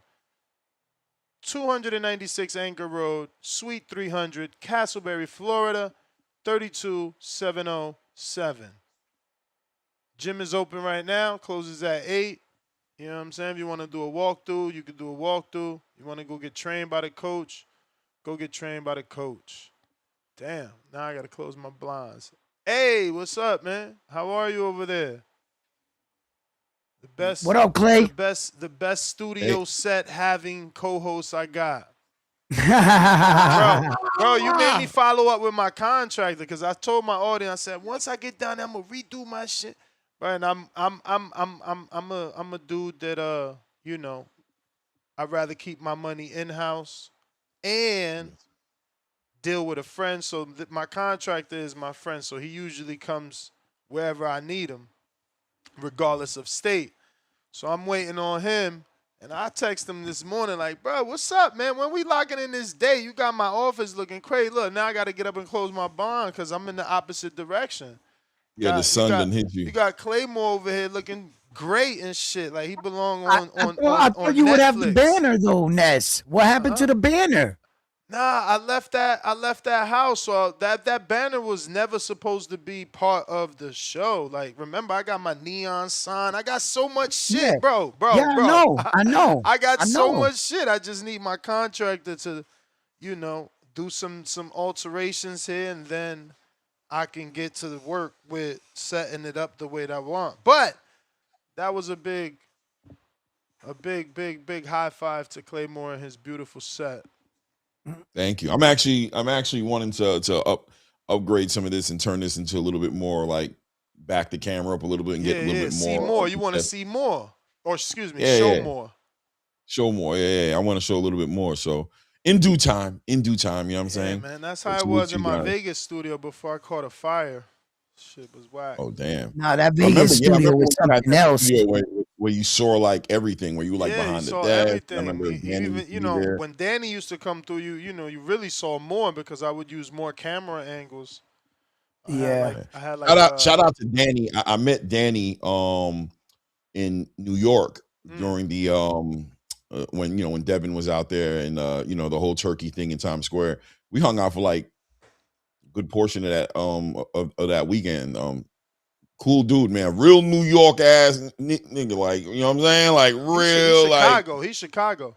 He sound like a New Yorker, you know what I'm saying? Like he got that man. He's all that hanging with me and shit. Yeah, bro, but real cool dude though, man. Real cool dude, man. Shout out to him. Yeah, Danny's the guy. He was supposed to go to the DR, man. His shit got pushed back. He had work duty called, and I was hoping he would have got that experience, man. You know. Yeah. I helped him out with like hotels and things like that. So I was definitely ready to hear how that went for him. But Clay, man, what is your thoughts? Let's get right into the topic, man. So many, what's the topic, man? Because there's a lot going on right now. It sounds like you guys are talking about to the Ryan Barrios Garcia. You know, I know a lot of people want to cry over the Virgil and the boots, and it's just like, bro, in a world where so many fights don't get made, let's talk about the fights that did get announced. And this fight is happening in 39 days. So it's you know, it's like good and bad, right? They're taking longer and longer to announce. But yeah, man, I mean, it's official. WBC title on the line. You know, Barrios coming off of 2 draws and Ryan coming off of a loss. Only in America, as Don King would say. For a belt, right? In America. That's what I'm saying. For a belt. That only in America. Yeah, no, listen, man. This is a super important fight for the welterweight division, right? The welterweight division just seems to be a division that just needs something right now. It has a lot of great pieces. We see a lot of potential in the division, but we need some sort of catalyst, right, to kick it off and get this division popping and start seeing some unifications potentially on the horizon and start seeing some mega fights, some big fights. Devin Haney is a big prize fighter at this point in his career, so it has to start making sense for him as far as while he's picking the fights. And I think Ryan Garcia is clearly the dance partner that everybody's hoping to see do his job, right, to get in position to make this make sense. And so Mauricio Suleiman wants to be part of that money. He wants to bet on Ryan Garcia right now and say, if Ryan is going to be serious, let's give him an opportunity to carry our belt, and let's get him an opportunity to potentially put the WBC in the middle of one of the biggest fights that maybe could be made in 2026. The question, I think you said it best earlier when you said, look, man, he hasn't done nothing to earn our trust, bro, at this point, right? If you want to be a fanatic and just support him no matter what, that's your business. But ultimately, we can't come up with a real argument to support Ryan Garcia. He has to show improve inside of that ring. And I'll be honest with you, all the videos I'm watching of him, the build up, what he's doing inside of his living room, he's not building confidence in me in what I'm seeing.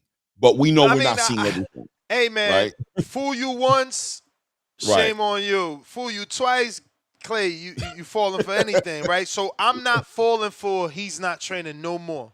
I'm not falling for that. Right. Because when he wasn't training, he had this best-looking body. When he wasn't training, he was fully into the sport because he was taking Ostarine, so he wanted to win. We can't, put anything past him. We only see what he shows us. And again, we never put ourselves in their shoes, right? Like, think about your 24 hours and how they would be if you're working for your job, which is your 8-week camp. Bro, you can find you can find time to be in your living room doing what he's doing and still be giving yourself 2 to 3 2-hour sessions per day. Yeah. You know what I'm saying? That's only 6 hours out of his day broken up. So he could go for his early morning run at 5 a.m. to 7 a.m., then come back to the gym at, let's say, fucking 12, 2 o'clock, and do boxing training. Then come back to the gym at what, 6, 8 o'clock, and do strength and conditioning. He's paying someone to cook for him. So, in that in-between time is when we're seeing this social media shit, which is part of Ryan. That's how he got here. But I'm just not falling for the fact that he's not training because we see him in his living room playing with his friends. But Ness, right? I'm gonna push back a little bit here, right? Yeah, and say, do so, man. That's what makes it great. First of all, what is his best? Ryan Garcia looks great when he lands the kill shot. For the most part, from my personal opinion, just watching Ryan box, let's just give it all the way. Let's start at the Oscar Duarte. Let's stay from there on to here. Not before that, right? The California roll, the way he's approaching the volleying of punching, right? As he's volleying back and forth, the dialogue going on inside of the ring is a fighter ever since Gervonta Tank Davis, to be honest with you, who's been a little bit gun-shy, right? When he's scared of getting hit. This is where the California roll comes from, right? He don't want to get punched because he's California roll. Whatever we call it, right? It's not the Philly. We're not gonna call that, right? So we got to come up with a name. He's from California, so I gave him the respect of letting him have his own style of boxing. Bro, it's called the Victorville roll. That's where he's from. But all right, sushi fan. I like sushi, so I thought the California roll just rolled off. It came out a little bit better. But you did. I thought he was good with it, bro. He needs a Mayweather, whether that be Jeff. Right. Maybe Mickey Bay, but Mickey probably won't ever do it because of his alliance with Devin. And I know that wasn't the focal point of your argument, but I think that shoulder roll is good for him. No one has done it and comes out of it with a 3-punch combination like that. Ryan can hit you with the 1, 2, 3 right out of that shit. He's shown us he can do it. It's just that he looks funny, bending over too much. He needs to work on it, bro. But Ness, it wasn't created in a room where strategy was being created on how Ryan Garcia was going to fight. It's a reaction. The previous away two trainers from the engagement. Derek James saw him do that, and Derek James was his trainer. And Derek James said, "Whatever that is that you're doing, I want you to stop that." So that's Derek James, who's been training him supposedly. Yeah, because Derek doesn't know how to do the shoulder roll. That's not his forte. That's what I'm saying. Right, get him with a Goose and his father. Out of fear. Get him He's with reacting Bozy. to the engagement. Get him with a But Bozy or a Philly what I'm trainer. saying is, what I'm saying is, I'm speaking towards the development of Ryan Garcia, and from my seat in the building, watching Ryan Garcia, he's digressed. He's not developed anymore. He's become very dependent on a left hook that he plans on touching you with, and if he doesn't see that path to the left hook touching you, he becomes very reserved. He did that with Rolly Romero once he got put in his pockets. He put his hands right in his pockets and he went into survival mode. He did that with Oscar Duarte until boom, he caught Oscar Duarte with that left hook. And if you pay attention to that, when he caught him with the left hook, it was like, oh, he's hurt. And then he jumped on him and he got him out of there. And then with Devin Haney, that whole situation is such a mess. To start to break that down from beginning to end, from the build up to that fight, to what happened inside of that ring, to Devin Haney's performance, to Devin Haney's weight cut, to who Devin Haney was in the ring with Ryan Garcia, and getting hit with that left hook and not recovering. Maybe Ryan Garcia looked decent to a lot of people, right? I wasn't that impressed. Coming back full circle, I haven't seen the development in Ryan Garcia like that. And I think a lot of that has to do with his lack of commitment to the sport outside the ring. He runs through trainers, right? He just has a whole entire trainer circle that he does, whether it's Eddie Reynoso, whether it's Joe Goosen, whether it's Derek James, whether it's back out, back Oscar in, De La back out, Hoya back in. trains trainers a lot. A lot of people change trainers. Yeah, but I'm just saying. I'm putting it all together, and I'm going into this fight with Mario Barrios, and I'm saying to myself, I can't help but feel like, yes, Ryan Garcia has a puncher's chance in this fight, without a doubt, and a good puncher's chance to got left hook. But outside of that, I think Mario Barrios is a well-rounded fighter today against Ryan Garcia than Ryan Garcia, let's say, who fought Luke Campbell, maybe, right? So it's hard for me. Like I said, I just can't. He has to show me.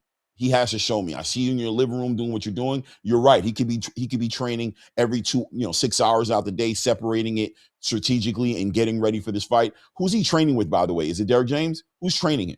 Who knows? Yeah, exactly. Yeah, that's but why he's I'm at. keeping you. With That's what I'm saying. Yo, Ness, yo, Clay. Don't fall for this again. Peace. That's what Devin and them did. All right, salute.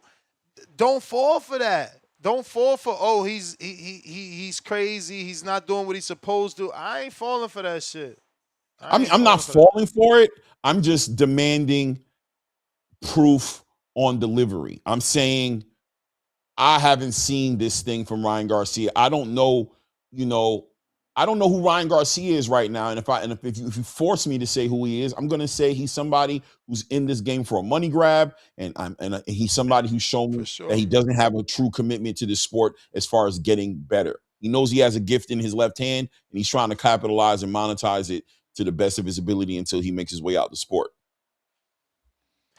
Hey, man, look, I'm with you on that. I don't know where he's at, but I'm not falling for the social media training. I believe he's training. And I'm also going to give him the benefit of the doubt. Watching him cry in the van, that's a guy that doesn't like to lose. You don't cry for no reason, bro.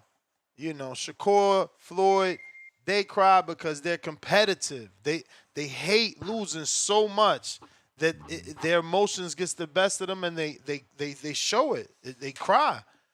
So, and again, if you think about it, if you're a guy that's convinced he's a cheater, that shows his competitive nature as well. His competitive drive is like he wants to win so bad. He took some shit. You feel me? But is he willing to pay? Is he willing to put the proper skin in the game and pay the ultimate price? Because you take an Oscaring, yes, it shows me that you want to win, but it also shows me that you want to cut corners, that you don't want to put the time in to get those aesthetics in the gym, eating right. You still want to drink, you still want to smoke, you still want to party, you want to believe that you can do everything, have your cake, and eat it at the same time. And I don't know what that looks like in front of these committed fighters. That's why we're going to always celebrate a Devin Haney, because we know the commitment that this kid's but since a child put into this point. And when you look at performances like Terrence Crawford and Errol Spence, and you think about these performances, it was always those intangibles that made the big difference in the big fights, was that commitment. Ryan just hasn't checked that box for the boxing space, if you want to be honest. He hasn't. Somewhere on the journey, whether it's that toxic relationship with Oscar De La Hoya, whether it's a personal family thing, he stopped doing the boxing thing the way he did it when he was however many number national champions in his amateur career and whatever he was, like I said, up to that Luke Campbell fight. Something changed in Ryan Garcia.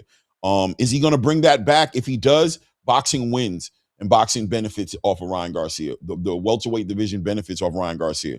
But if he's going to sit there and carry it the way we've been seeing him carry it, man, I think we're going to be a little bit disappointed when we look back at Ryan Garcia's career and be like, damn, that kid had more in him than what he gave to us. So you're not picking him? Nah, I'm not. I'm not picking him.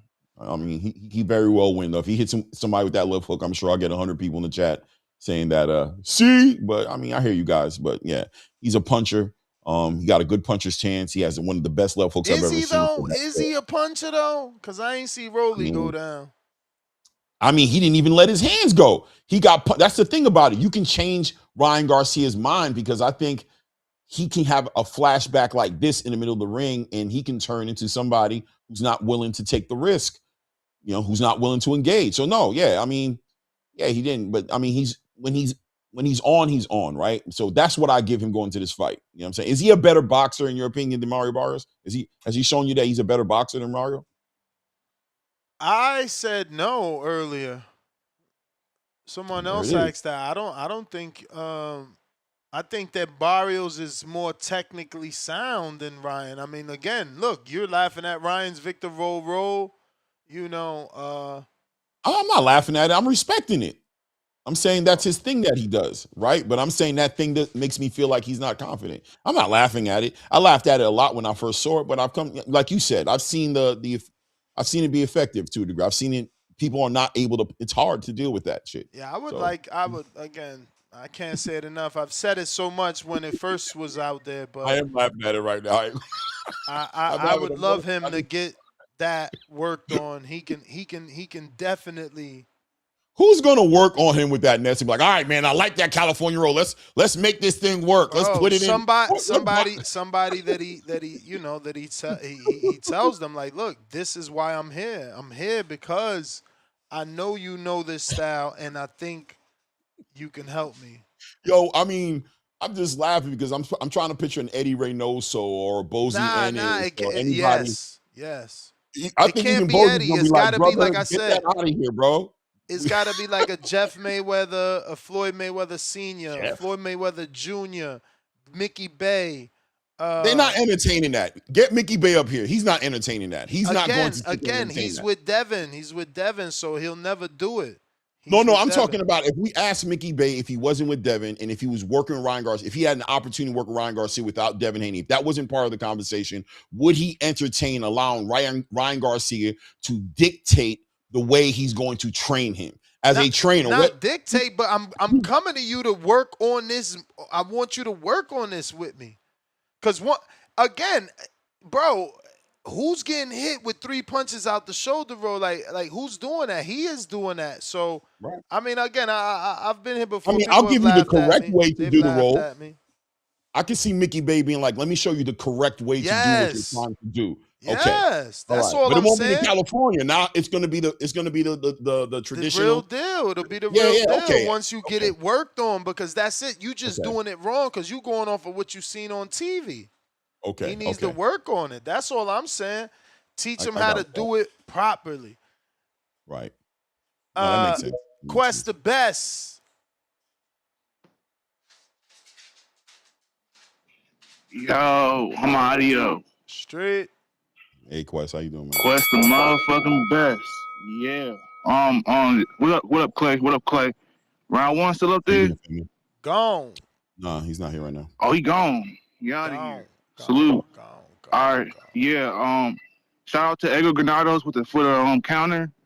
Yeah, I had I know kind of this stuff, man. I think I know Ryan because I don't really like Ryan, but you know they say you know who you hate the most. You know what I'm saying? So Ryan, I want him to win, man. I want him to actually get the job done. It's going to be a great fight. I think it's going to be some knockdowns in this fight. And I think Mario Barrios ain't going to lay down. I think a lot of people are sleeping on Mario Barrios. And I say that to say I got Ryan, man. I think Ryan will get the job done and we'll get that Haney too. But the thing is, man, Haney, right? Haney, does he get a fight between them, man? Like, I want to see him get a fight, bro. I don't want to see him wait on this fight, you know? But then again, wait, hold on. Wait, Ness, I got to ask you a question, bro.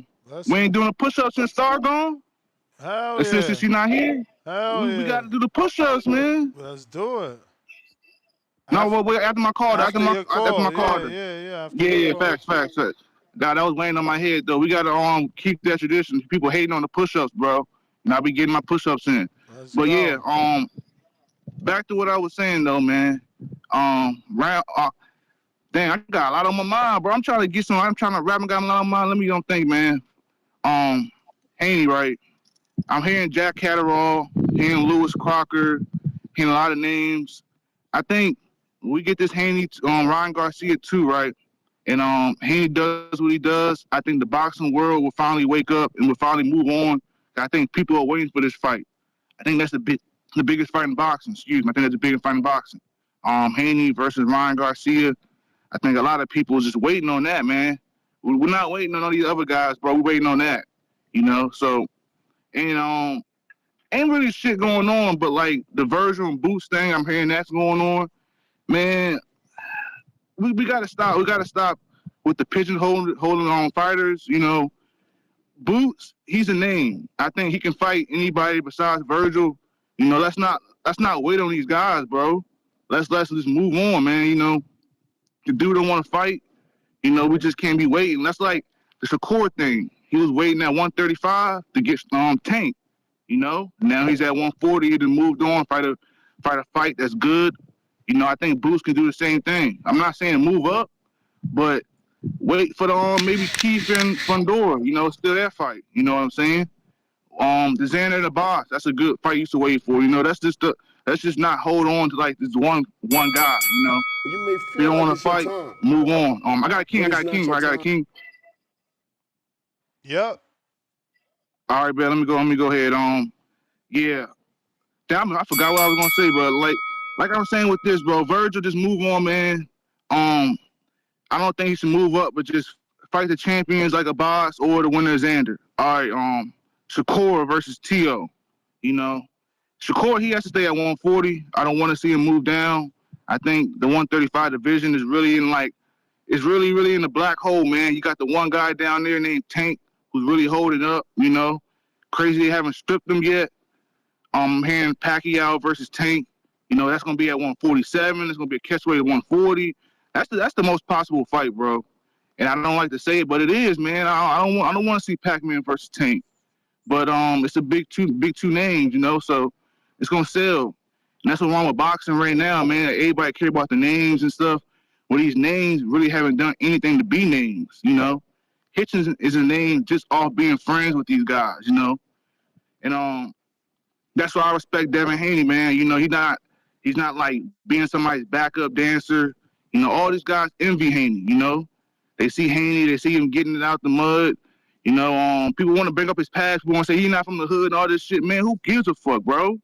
You know, this boxing, this ain't fucking the dope game. You know what I'm saying? People bringing up the hood and shit. What hood you from, bro? This ain't the dope game, my nigga. If you want to compare that shit to that, then go somewhere else with that, bro.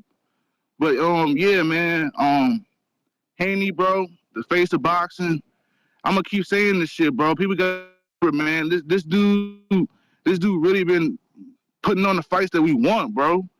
Went up to 147, challenging himself, man. You know, became a champ. You know, and everybody saying the division's weak.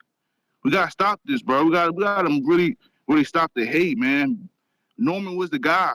People thought he was the man, and he beat him. You know what I'm saying? So now he's the man. Now the shit weak. You know, it's crazy, man. I progress, and I see what's going on.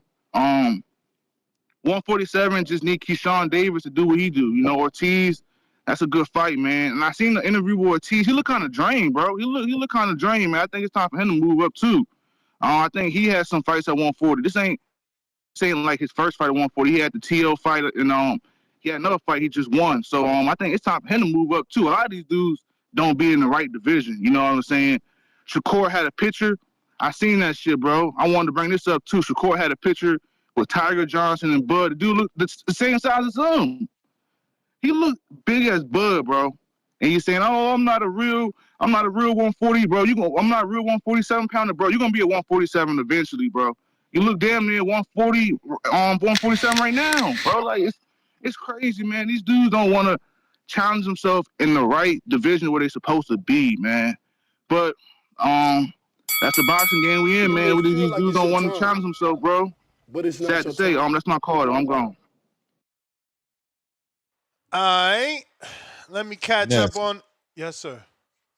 So, I like what he said about Jermaine, though. I got to take a look at that because I did notice he was looking sunk in the face. So as far as Ryan Garcia, real quick, if he doesn't get himself, has he fell off of amongst his peers, and his peers being, I would say Shakur, Devin, Gervonta, Tank Davis, Teofimo. Like, I feel like, is he part of that? He's part of that era, right? He's a four king. That's who group he's part of, right? You would agree?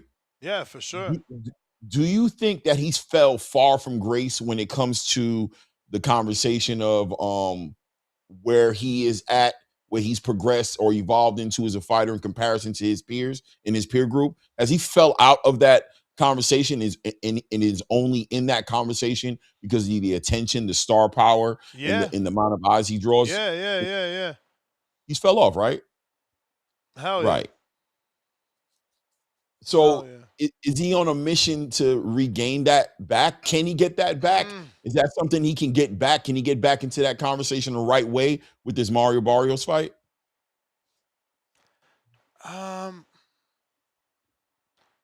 Yeah, I mean, you can get it back. You're gonna be a champion, and if it's a legitimate win, it's a legitimate win.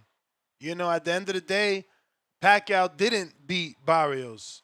You know, whether it was you thought he won and it was controversial, he didn't do enough, and neither did, whatever his face is, Abel Ramos. The only two people to do it is Keith Thurman, former #1 welterweight, former, unified welterweight, and pound for pound fighter Tank.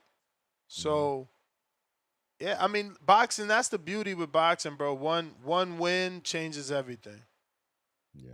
One win really changes everything. Especially for a guy like Ryan. They're waiting for him to get a legitimate win. Look at the reaction when, he temporarily beat Devin. It was insane. He was an overnight success. So he just needs to do what he needs to do, man. He needs to do what he needs to do so that he can get there. Yeah, I mean, clearly the game, there's a part of the boxing space that wants to see, even me, there's a part of me that wants to see Ryan Garcia, the one that I thought had all the promise in the world, the one that I wondered what it would look like if he was in a ring with Devin or Tank and all these people. I would love to see that guy return into boxing.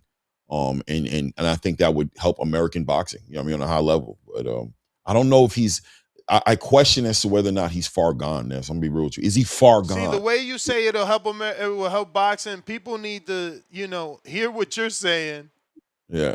Instead of attacking the WBC, because the WBC is doing what they're doing for the same reasons. Right. Same reasons. People believe that Ryan, as a champion or fighting, can save the sport, can grow the sport. But he's just never been able to stay on that level to do what people believe he can do. It's just the bottom line. And the last time somebody bet on Ryan Garcia, shout out to Bill Haney, I don't know if he would hear this and resonate with this, it was a bad gamble, right? And it wasn't about the performance in the ring and Devin taking a loss. It was, damn, bro, you really drug that promotion. You really disappointed in what you could have done to make that fight big and make it great. You are just, I don't know if I want to get involved with that again. That Devin kind of like downgraded, going from the legacy fighter who was undisputed, who came to 140, became a champion, and we know him for all that, to entertaining being a prize fighter to go get some money and getting played with like that, right? He got his face played with. So is the WBC gambling You know what I'm saying? On Ryan Garcia this time. Is that what they're doing? Are they betting on him? They're Taking gambling. it seriously? They're gambling. Yeah. They're gambling for sure. It's a gamble, and that's what I said about this fight. You just don't know what Ryan you're gonna get. You don't know what Ryan you're gonna get, man. So let me catch up here. I got Floyd made Conor cry $5. Back at it like a crack addict. TBV. That part. I don't know what USH stands for. I'm not one of those new abbreviators, so I don't know. But support where's star? Maybe he meant to say TBV. USA? Where's the A and the H? Nope, not near each other on the keyboard. USH. I don't know. Find an agent, $5. Ness got to move TBV to Lakeland. 20 minutes from Pro Box, 40 minutes from Caribbean Royale. We in the middle of everything. Bring TBV to Polk County with Johnny. Shit, man. Tell Pro Box to bring me to their studio. Even though that's going to be difficult. Who wants to drive every morning to work? Ew. Adrian Granados with that long, Ness?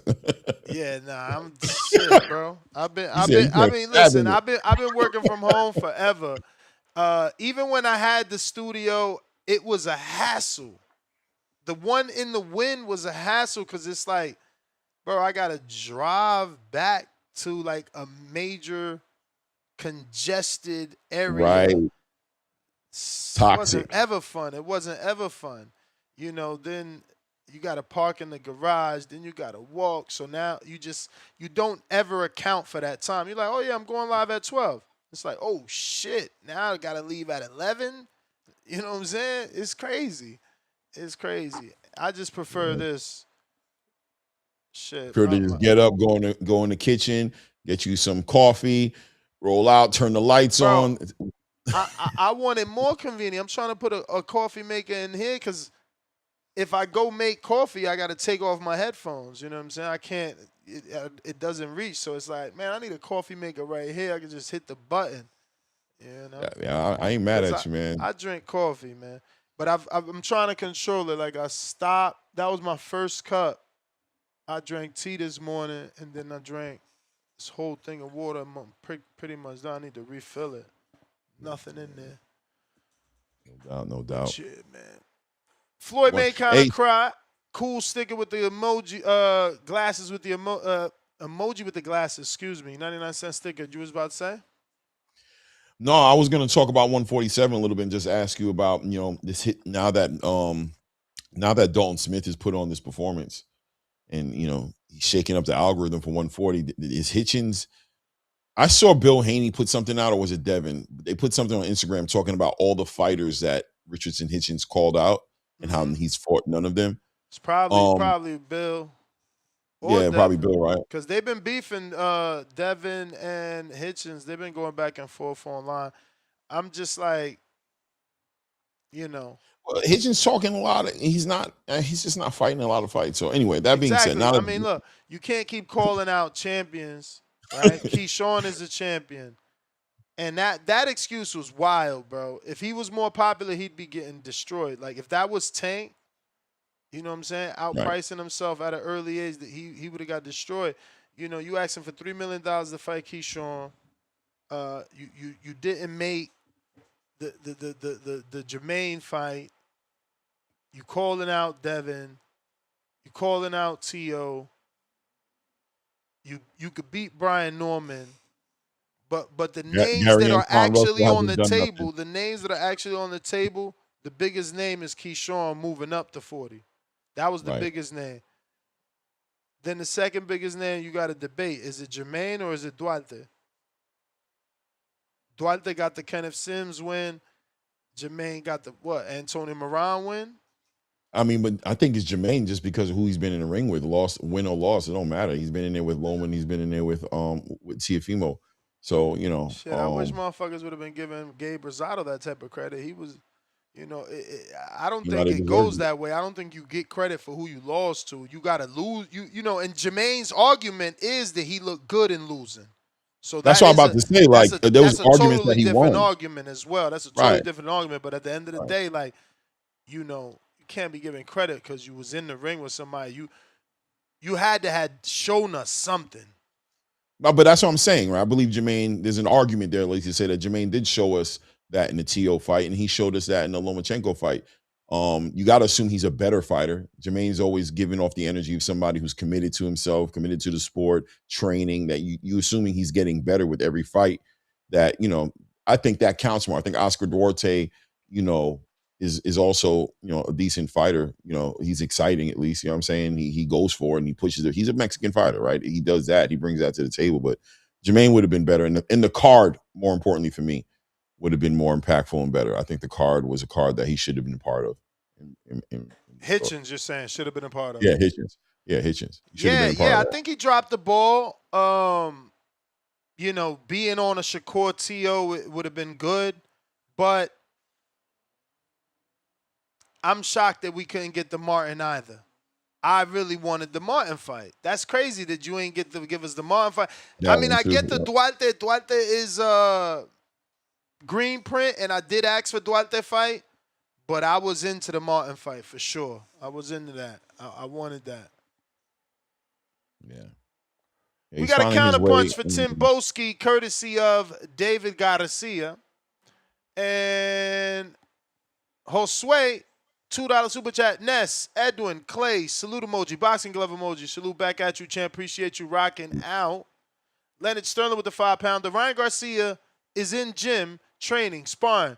Look at X account at Mr. MEQO. Scroll down, posted about Garcia in gym. Mark Castro post is there with Garcia. All right. So is Mark Castro training him? Got eyes on him. No, Mark Castro is the fighter.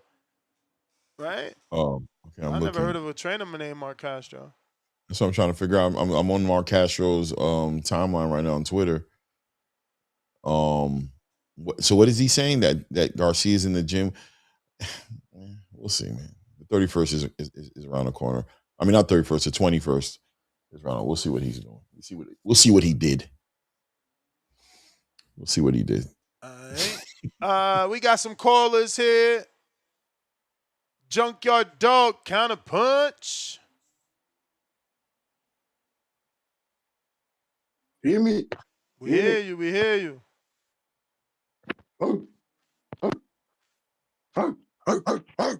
Who said that counter punch, man? Mr. David Garcia. And Timbo has come back to the TBV.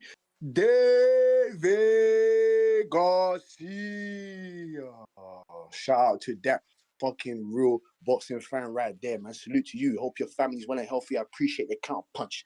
So, salute to you, Mr. Claymore. How's your day going there? It's going great, man. Thanks for asking, brother. How's your day going, man?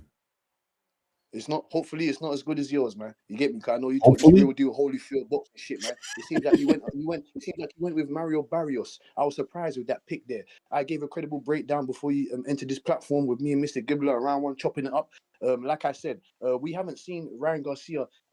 He hasn't got a victory in about 3 years now? 4 years? He hasn't got a victory. How long has it been, Mr. Gibbler, since he won his fight against Duarte fight? Wasn't that his last win?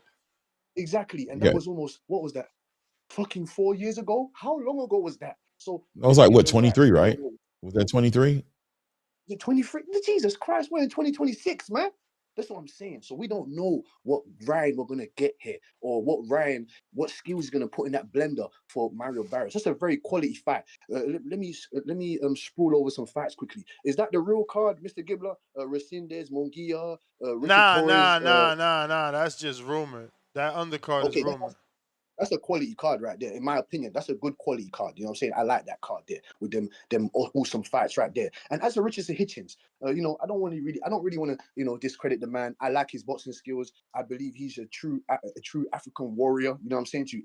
He's not. I don't know if he's African, by the way, but I think he is. He looks like a village man. You know what I'm saying to you? He looks like he's from where I'm from. You know what I'm saying to you? Babatunde. Yes. So like I said, when it comes to Richardson Hitchens, I'm confused as into why he was asking for $3 million, because it seems like it's a proverbial duck. You know what I'm saying? Some booty juice. How do you ask for 3 million and you've never revenued even 1 million? How did you take 1 million allegedly to fight Cambosis while you're asking 3 million to fight Keyshawn Davis? You're asking this to fight this person. So I don't even know if he got $1 million because his wording. I argue semantics. I was looking at his wording. His wording was more like, I made right around 6 figures or 7 figures. What figure did he say? It had to be 7, right? That's the million. So, what did that mean? Right around. You know what I'm saying? Did you not get it? This is what I'm saying, Mr. Gibbler. I don't understand how people want to, they want to fight out of their market instead of, being old school, being a throwback fighter, paving your way. Like I said, like the Devin Haney's of the world. Shakur Stevenson's trying to do it. He tried to fight everybody at 135. Now he's moved up to 140, taking on a dangerous challenger in Teofimo Lopez. Like I said, man, the division is shark-infested waters. In my opinion, they I'll should be right just... back. Okay, no problem. They should just do a quality Super 6 tournament, the best 6, best 6 to 8 fighters in the division, like they did back in the old days. When I say old days, back in the day, of a real boxing fan, you got your Josh Taylors of the world, Callum Smiths of the world, your Andre Wards of the world, winning those type of tournaments. Like I said, I would like to see a tournament in there with the great 140 pounders that we have in the division, especially along with the 140, 154 guys. So, like I said, man, Mario Barrios, Ryan Garcia, looking forward to that fight. I have Ryan Garcia winning by a late stoppage, in my opinion. I believe that left hook will be sustained damage, Mr. Claymore. You know what I'm saying to you? I told you, timing is great elite speed beats good timing. Barrios has got good timing. He has shown me that he's disciplined on the inside with certain other traits that he can, marble against someone like Ryan Garcia. We don't know who his trainer is. We don't know we don't know. Like Mr. Gibbler said, we're not going to be fooled by his entertainment of if he's training or not outside of the sport. Because with Ryan Garcia, I wish that he had the mindset of an Abdullah Mason. I wish he had the mindset of a who else? Of a Moses Tamu. I wish he had the mindset of an actual quality subdued fighter. Because if he did so, he could take his talents to a new horizon. You know what I'm saying? To a new trajectory. Right now, what we've got with Ryan Garcia, not as focused. You know what I'm saying to you? He's been in and out, 1 foot in, 1 foot out, and we still get quality moments from Ryan Garcia. So, like I said, man, I'm happy with him taking this challenge, even though he doesn't deserve it. But it is what it is, man. This is the sport. This is the galaxy of boxing that we're in. Mr. Claymore, what do you have to say about that? Yeah, no, I'm not mad at that take at all, man. As far as Ryan, like I said, puncher's chance, and not just like any puncher, like one of the best, the fastest, most accurate, impactful left hooks I've seen in a long time, man. And when he gets that thing going, if he gets it connecting, it can go bad very quickly for you. I don't know. I'm kind of, but for me, it's like, when you look at the Subriel Matias Dalton Smith fight, going into that fight, I think people sidebarred Dalton Smith's skills and just remembered Subriel Matias' strength, right? We know that he can put that pressure on. He's breaking everybody who's in front of him. And a lot of us made the argument in our mind that although Dalton Smith is probably the better, he is the better all-around boxer. We gave a lot of credit to Subriel Matias' boogeyman energy, right? What he brings to the table.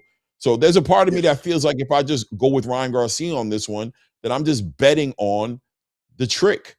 I'm betting on the thing that he does and him doing it.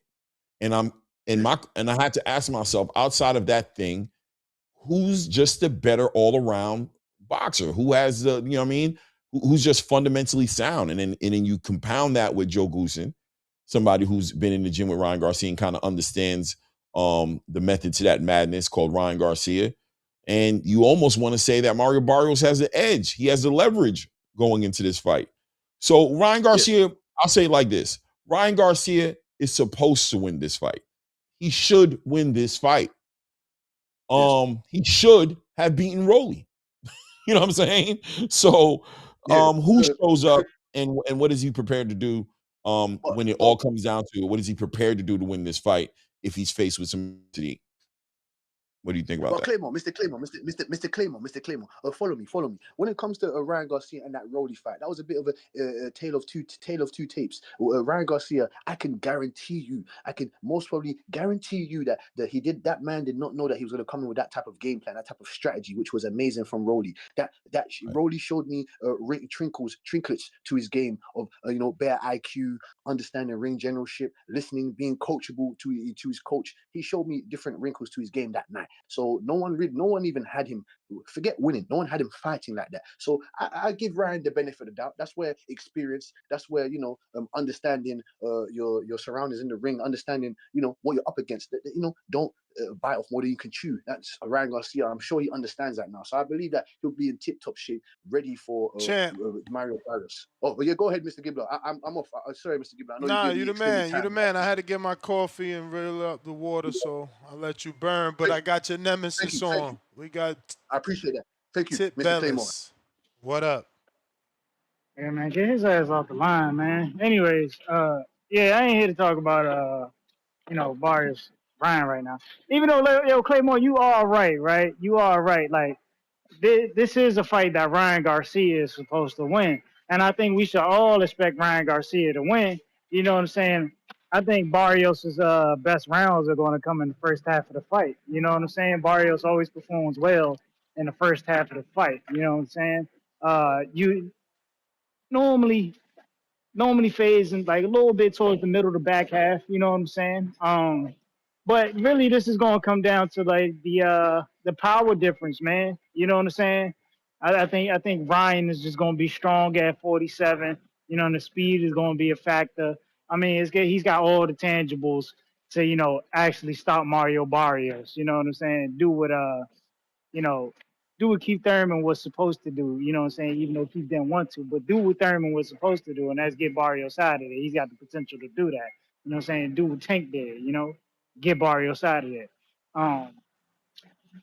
But then, Barrios also, I wouldn't say Barrios is the more skilled boxer, but in a sense, he's the more fundamental boxer. So that could carry Barrios for some rounds, you know what I'm saying? Considering that Ryan he's like I've said before, he's declined a bit. He's declined. He's been on a hell of a decline. Tip, But also, let I me do ask want to you talk this. about this. Can I ask you this real quick? And does Joe Goosen have the ability to build a strategy to defeat Ryan Garcia? And if he does Mario Barrios have the discipline and the acumen to execute a strategy by Joe Goosen? Joe Goosen had the strategy to beat Garcia. The ability to build a Tip, strategy I to got to beat. get back to you, man. I got an interview. All right. All right. Brandon, what's going on, champ? Oh, What Brandon up, man? Adams, How we doing? salute. How we Oh, doing? bro, I've been wanting to talk to you, family. I was talking about you last night. 154. I'm hearing rumors. There's a lot going on in the space right now, but I don't know, man. There's some opportunities that might be there for you right now. This Virgil Duran thing fell apart. There's no dance partners outside right now for either one of those guys. You're going to speak to us. What are you doing right now? By the way, great performance against Bahachuk. Great performance, but are we? What's going on in 2026? My bad, I took it over, but that's so crazy that it popped up on the Nah, man. screen. Just 'Cause I was talking about this guy congratulations. last night, literally, bro. That's crazy. Please, the floor is yours. My bad. Please, how you doing? Oh yeah, Congratulations, hold up, Brandon. hold up. Thank you, Congratulations thank you. I on the appreciate that. ranking, man. On the ranking. Congratulations. The ring Yeah, moved Yeah, I up. just bro. found that out right now. You're right Yeah, there. You're right there. yeah, working. So right now, this April 18th, so far right now at the Toyota Center in Ontario, California, I'm supposed to be fighting for the title eliminator for the IBF. Oh. I'm taking Versus that who? route. Yeah, I'm gonna be the Black Thunder, our Guarco. It's I'm not familiar how to say his first name. It's like Kayamon, our Guarco. I don't want to hack his name, I'm about to check but the undefeated. rankings. Yeah, undefeated guy, undefeated fighter. Young, strong, good-looking kid. He's Irish, black Irish. Mm-hmm. Okay, I see it. I see it. Yeah. or What's his Garco. name? Yes, because I want to pull him up too. Oh What's his name? shit, we about to get Siri to tell us that. Look, spell it. Spell it. Give me the Agarco. I know his last name is Agarco. Kayomin or Jararko? Yeah, let's Yeah. not do it that way. Let's do it Let's another way. not do it. The Black Thunder. Yeah. Kayomin or The- Jararko is his name. But Clay, text me so I can text it back to you. Okay. but yeah, man, this April 18th, Now, is this a it's final eliminator? Because I mean, he's ranked yes. number 7. Did the other Yes. guys in front of him not want to fight? Was because Callum That's a Walsh might be busy on the Zuffa card. Josh Kelly's already fighting Murataya for the belt. You're number 5. Did Nikita Zoo say no? so how it went was Mark Habibi, my manager, had reached out to figure out who we can fight. Everybody said that they had obligations already. So we had to go down the list or up the list, I should say, to see who we can get to say, yeah, Callum Welsh, him and his team said that they were moving into fighting into Zuffa and at a higher weight. Yep. Damn, so he So about for to make a 160. 160 debut. Breaking news. Yeah. I just got a text from Mark. He gonna say, "Damn, Campbell again." It just so happened to be the last hat I got, but it's funny. Yeah, man, I'm super excited. Signing with DMG, brand new promotion, promotion that's gonna get their feet wet. Signing me as one of their top dogs. I'm excited. I'm extremely excited for 2026 because I possibly probably have an opportunity to not only fighting for the eliminator and also for the title. I could potentially be talking about a unification. So I'm super excited about my future in this sport. Finally, you know what I'm saying? I was Hey just about to man. go there. I ain't want to be the bearer of bad news, but you are 36. Genetically, you look like a beast. So, is your age kind of a throw off? Should people not be looking into how old the number is because of how well you are preserved and the way you look? Look, honestly, man, I believe that to the spectators to speculate. Because me personally over here, most fighters, everybody gonna always tell you how good they look, right, or how good they feel. But I'm like willing to show it. I'm willing to put it on the line. My last fight, you see me fight Boychuk. You see me outwork the volume puncher with more power, more precision, more everything. I was just more everything that fight, and I had much more in the tank. I never looked tired. My whole career, I don't get tired. You know what I'm saying? Like that's what I'm moving forward towards, and all the young bucks. You know what I'm saying? Who's always looked at me, who look at me as an old man or whatever the case may be. This old man is refined. Um, a lot smarter, a lot sharper, But I definitely in think shape. I've always took great care of myself. I'm excited to show what we can do. These old yeah. men, these seasoned gentlemen.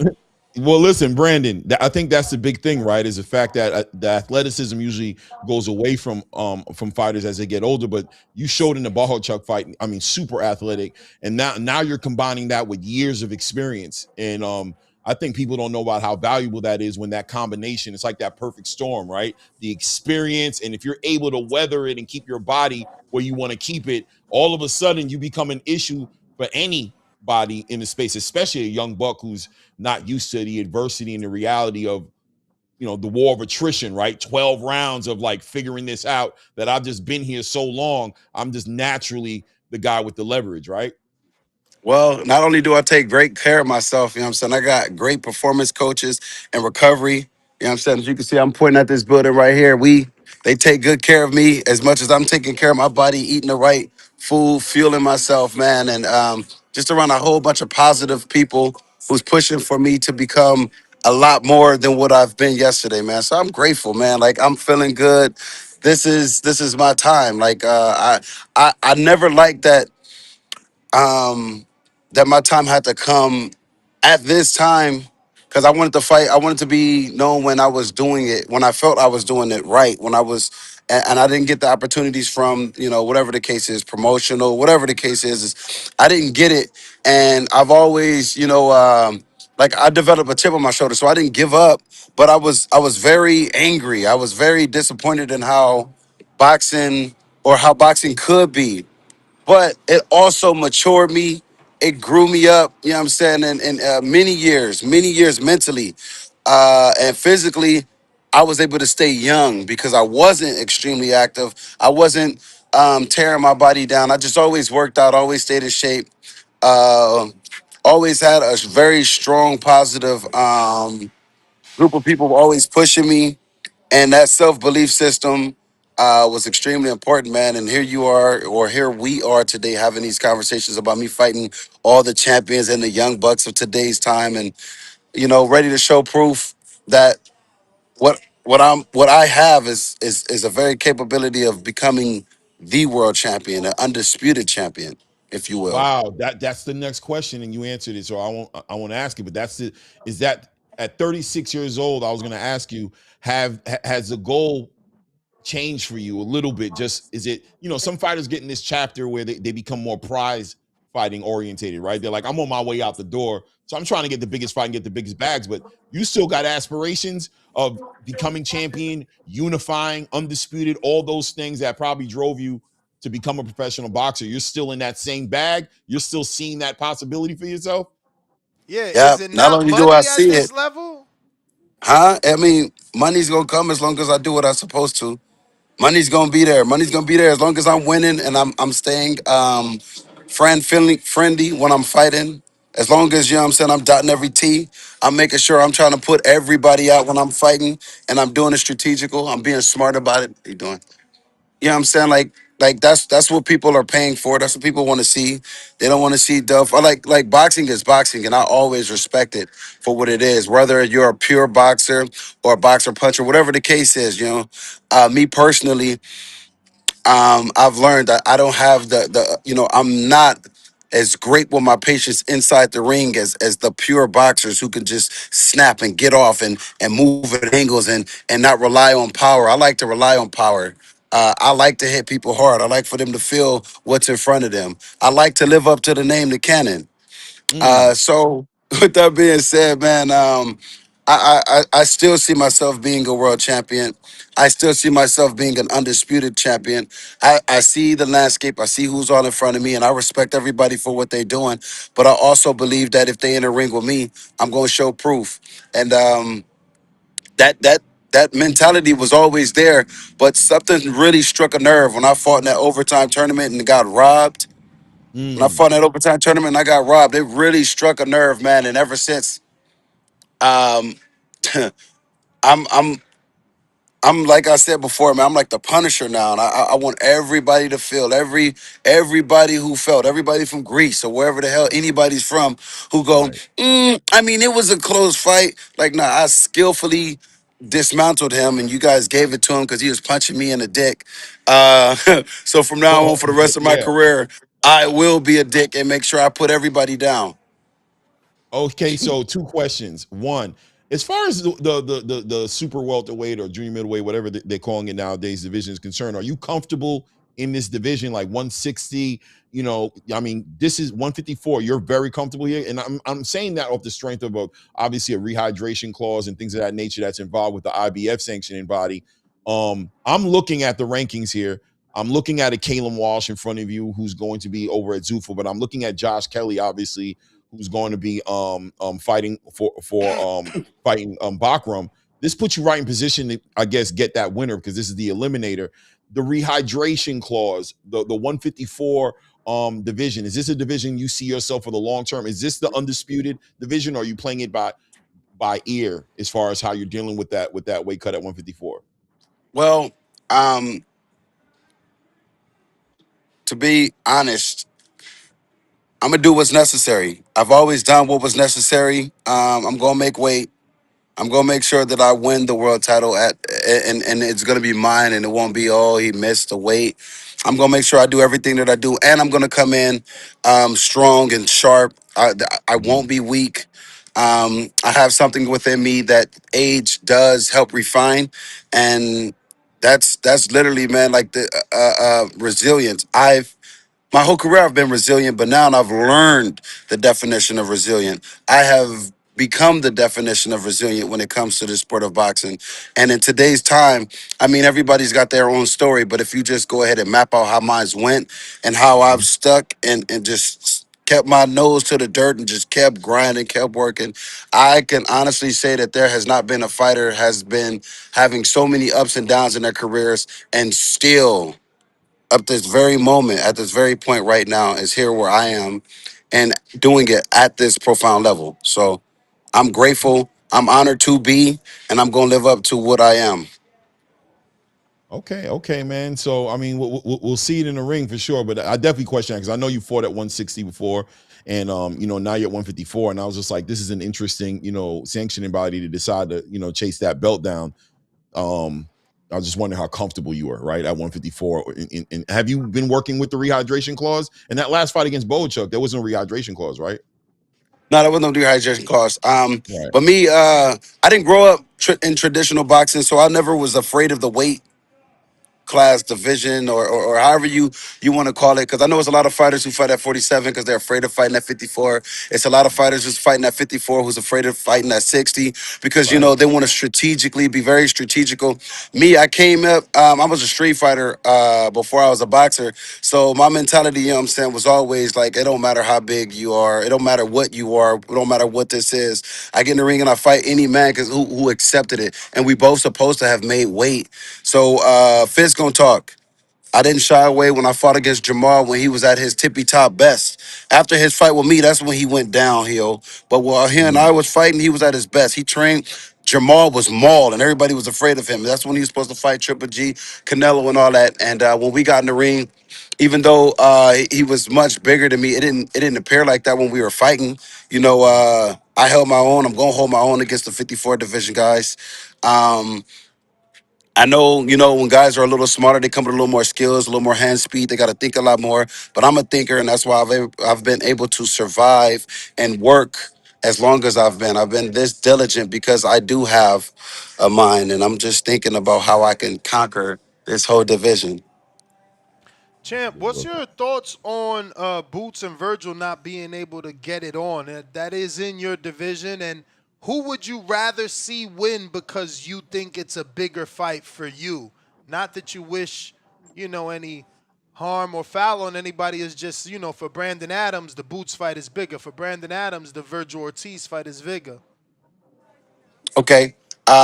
So in the sport of boxing and history, um, boxing would love for Brandon Adams to versus Virgil Ortiz. You have the Green proud print. Mexican fighter. You That's have a the fact. proud Mexican fighter who's undefeated, who's doing very well, and then you have this fighter who has a little bit of the Rocky story, The and he's talent too. American. You have it right then and there. Um, I like both guys. I think they're both skilled. I think they're both where they're supposed to be because they worked real hard for it. But with all that being said, these are the guys that's supposed to be in the ring with a Brandon Adams or vice versa. I'm For supposed to sure. be in the ring with these guys. And but when you ask which one that boxing wants to see more, I would say Virgil. And I think Virgil and his manager knows that. His manager definitely knows it, and that's why he's giving us a hard time at saying yes, even though they said yes before. After the Boychik fight, you know what I'm saying? Them yeses went to, hey man, bring, we need 15 million So, to get that do fight. you think that you're better based off that Boachuk performance, the way he performed versus Boachuk, the way you perform? And I know you probably like, man, I always thought I was better than him, but does, your opinion specifically over sharing a common opponent and who did it better? Uh, well, honestly, every fighter is their own. But I would say this. I will say this. Uh, how I dismantled Boychuk, I was the first person to do it before. So I was like the grandfather clause of beating him. You know what I'm Blueprint. saying? I was the blueprint. I was the blueprint before. Then going into the second fight, I already knew I had his number. And then not only did I not beat him by trying to outbox him and move and slip. I beat him at what he was known for doing towards fighters. And I did it at a level to which he better become a better fighter because I gave him a blueprint upon how he should become better. You teaching. You were a teacher in that I ring taught that him night. how to become a better him. I like it. Virgil didn't do that. Ain't no fighter, not today. What do you That's all mean I'm gonna by Listen, that? say. What do you that is mean by great. that? What I do you mean? love what he just said right there. Go ahead, I my need bad. you to explain. You say you taught him how to become a better him, and Virgil didn't do that. What exactly do you mean? From the inside fighting, sitting right there, putting the punches together, everything that I did, how I was disrupting. And like if you go back and you just watch the fight, honestly, regardless of whatever you were hearing from commentators had a job to do. So when you watch the fight almost came off as if it was closer than what it was. It wasn't. I dismantled everything he was doing, and I did it from the standpoint of being right there in front of him. It got to the point to where people said, "Oh, Boychuk should have been boxing. Boychuk should have been sticking and moving." That ain't never been Boychuk's game. That ain't never been part of Boychuk's DNA. So now he's got to sit right there with the guy in front of him. And I didn't smother none of my punches. Nope. I didn't smother the punches. I just tactically made motions. And I've made smart decisions within my feet. That's something that coaches and fighters can learn from what I did to Boychuk. That's why I got performance of the night. So, and I did it towards a fighter who everybody once revered as the boogeyman. I'm fighting the next boogeyman, supposedly, after I take care of business with a Garco. But then that would be what I have done. I'm fighting against the guys that people don't want to fight against for whatever reason, whether it's political or if it's because the money, whatever. I'm fighting against the guys that people don't want to fight, and that's what my career's been. I've been taking this show on a roll. So this time, regardless of wherever I take this show, everybody knows the Cannon name around this time. Do you think that Bakram fight can actually be made if you get past our Jekko? Because we had Erickson Lubin wanting to fight Bakram, but no one wanted to pay for that fight. And then Lubin ended up fighting Virgil, a bigger name, but he was willing. He wanted to fight Bakram. He didn't think he was a boogeyman. No one wanted to pay for that. So now, if Brandon Adams wants to fight Bakram, do you think someone's gonna pay for it? I think my team believe in me. I think from my promotion to my management to my coaches to my family, Brandon Adams got a boxing gym, Cannon Nation Boxing Gym. I think everybody. I mean, I believe it will be funded. I believe it's gonna happen. Um, what happened with Lubin? I don't think I'm going to share the same faith as far as not being able to make this fight happen. The only way I think this fight wouldn't happen in the future, if you want me to be honest, is as if he relinquishes his belt, but he's a prideful and proud Russian. So I doubt that's gonna happen. I think the fight is gonna happen. I'm They willing to bet that the fight's gonna happen. They pay you. There might be some step aside money involved in this one if Boots gets involved in this. But I love the common opponent between you and Virgil Ortiz and Serhii Barchuk, and I agree with you 100%. That's what I was saying. As I was watching that fight, I was comparing the performance with Virgil Ortiz and Serhii, and you and Serhii as you were fighting Serhii Barchuk, right? So I'm sitting here processing that, and without a doubt, that's the fight that's very interesting to me. I got a question for you. Has there been communication at all with your team and the Virgil Ortiz side of the game as far as a potential? Because he's not. Listen, Oscar De La Hoya just did his thing right now. You saw this whole entire thing he just did on his Clapback Thursdays, as far as the options, right? And he talked about Errol Spence, and he talked about even Sebastian Fedor, Keith Thurman winner, but all those guys seem to be tied up. Errol's tied up on the beach. Sebastian's tied up with Keith Thurman. Was there anybody reaching out to your team potentially to be a potential future opponent for Virgil Ortiz? Was that ever in the It was before I fought Boychuk. It changed. Before I fought Boychuk, there was, and then afterwards, I think everybody took a step back and had to really analyze what just had happened. They had to dissect it, and I think moving forward now, my manager has been playing a real big part. You can see it on social media that he's been going back and forth with his manager, Virgil's manager, and Virgil's manager tries to cunningly say that we don't have the wits to understand what he's saying. Nobody's ignorant. We understand what you're saying and what you're doing. You're protecting your fighter to try to make more money. Your fighter's a prize fighter, and I respect that. We respect that your guy's a prize fighter, but my name is at the tippy top, just like yours. And if you want to be technical, I fought against real big names. I fought against more Olympians than he's fought. And I mean, like, if you want to go compare resumes or, you know what I'm saying, or what have you, I got a lot, you know what I'm saying, on my resumes that say that I'm legit. And again, a guy that he arguably did not win. I did not see him winning that fight when he fought Boachuk. You know, I've done it. I've done it twice, and I done it better because I knocked Boachuk out the first time. I knocked him out with the first time respectfully, and then the second time, you know what I'm saying.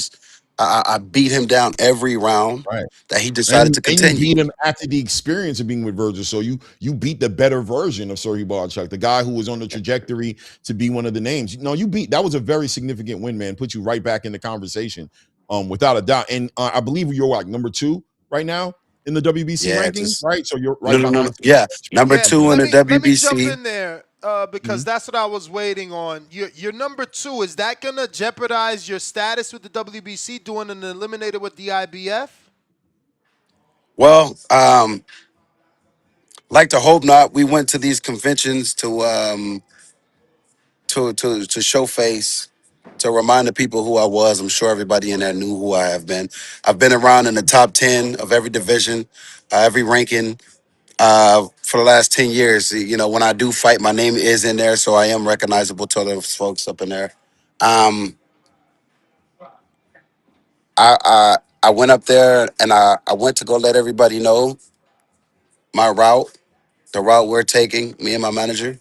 And nobody was like, oh, all right, well, go that direction and we gonna go ours and we don't want you to be a part of. After we went, you saw the rankings came out and I'm still heavily favored within their rankings, which is appreciated thanks to all the sanctioning bodies. So I'm gonna do my promise at becoming the champion at the IBF so I can unify and then become the undisputed eventually. That's interesting, man. That they didn't reach out. I'm happy to hear that you're moving along. I literally was just talking about you last night because we were trying to figure out the Virgil Ortiz, Duran Boots, and situation with the fight not being announced. And I thought you were a legitimate fit in. I thought it would have made sense, you know what I mean, for you and Virgil to be that fight, especially if he wasn't going to fight Boots. But I mean, you got a fight lined up, and I think you're in a great position as well because Kalen Walsh is Zuffa, so he's not even in the conversation, right? He's kind of working over there. You this eliminator makes sense. I am, you know, I'm watching, and I'm not concerned, but I am, you know, that rehydration clause sometimes takes a scene. But if you're handling it, like you said, you're a career boxer, right? You've been doing the right things from the beginning. You've been Nah, this treating your guy's body right. genetically gifted, man. He's been Right. looking like that. Yeah. I've been Sure. knowing Brandon Adams since the first Bucksino tournament, man. With what is it, Josh Thompson, who the kid from Newark, bro? You've always been in phenomenal shape. You're like Right. Sean Porter, bro. You guys walk Right. around close But to a your better weight. version because I'm like cut, you know what I'm saying? Shots Don't fired. feel free to toot your own horn, brother. Feel Listen, free. so when is this fight taking place with Argeco? Garco, it's gonna be Argarco. April 18th. April And 18th. that's a DAZN card that you know? Oh, right now I'm not too sure who's gonna be streaming it or who's gonna be broadcasting it just yet. America, or you got to go abroad? Yeah, it's America. It's America. Okay. We this Are way you with it. with the promotional company right now? A specific one? Or are Yes, you like DMG.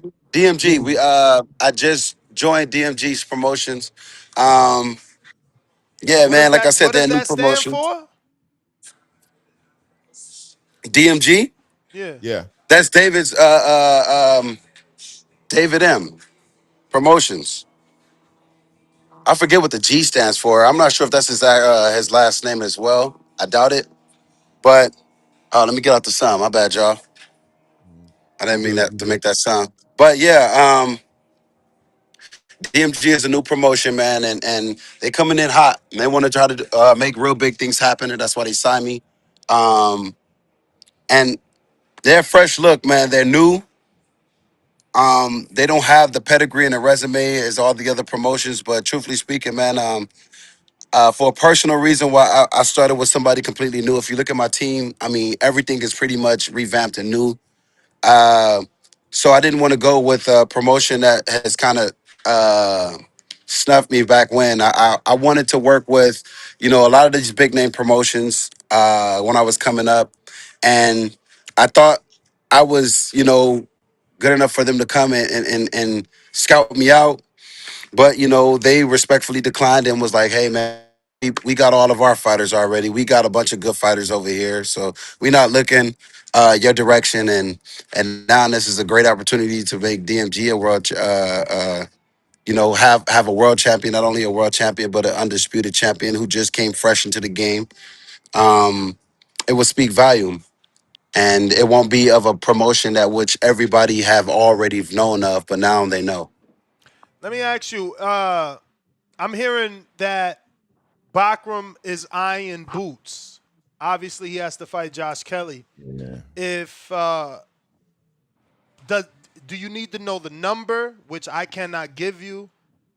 But in this scenario, if they offer you step aside money so that Matchroom can do Bakram and Boots, would you accept with the clause that you get the winner immediately, plus you get that money? Maybe you can fight on the undercard, kind of like most guys that accept step aside, Chakram and Victor Postal, or would you say no? Remember, we was just cracking jokes about me being 36. I ain't got Yeah. time to be stepping aside. Mm. I ain't got time to be stepping aside. I ain't trying to play with nobody.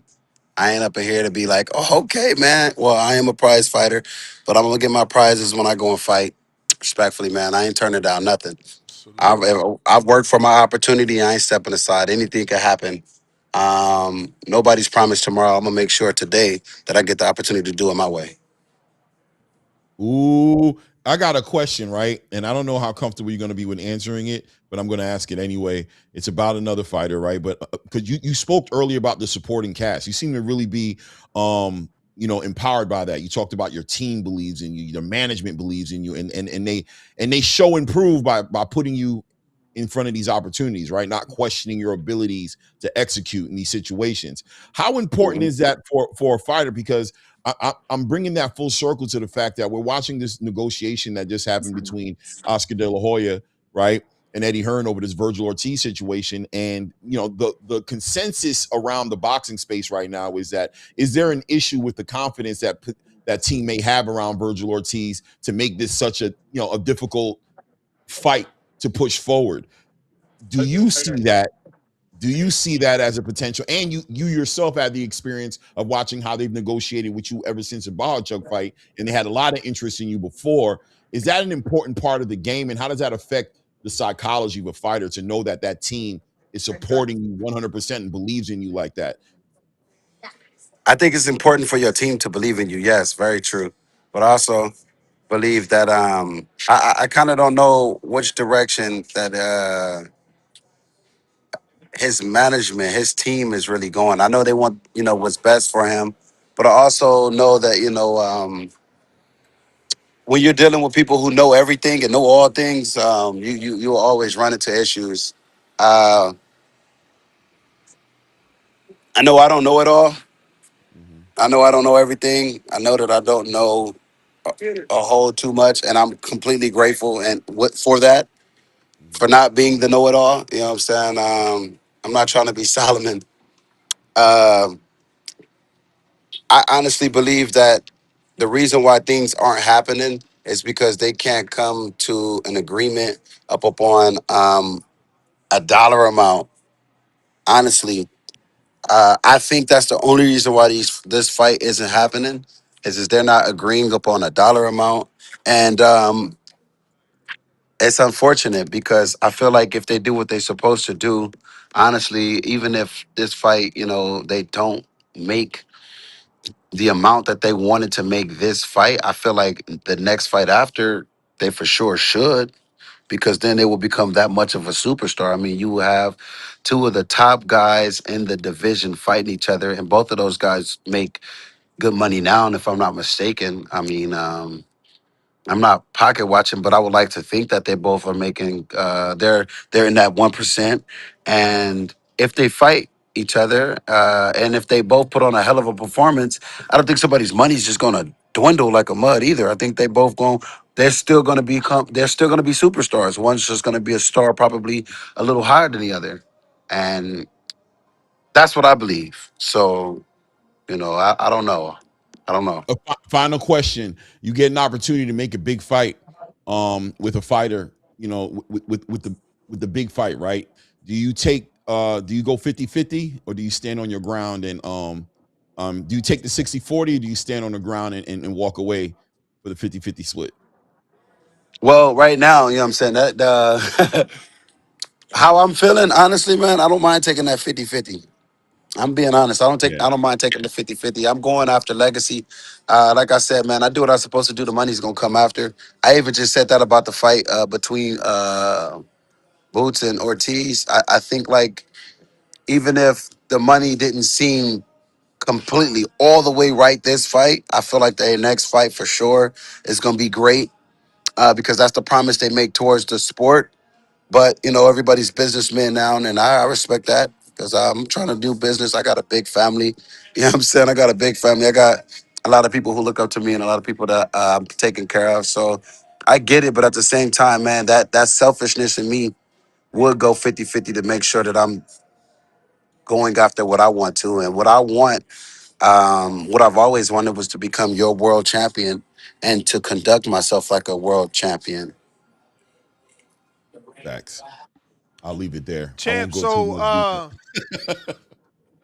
Black Thunder has some decent wins, man. Ishmael Davis, decent fight. Troy Williamson, decent fight.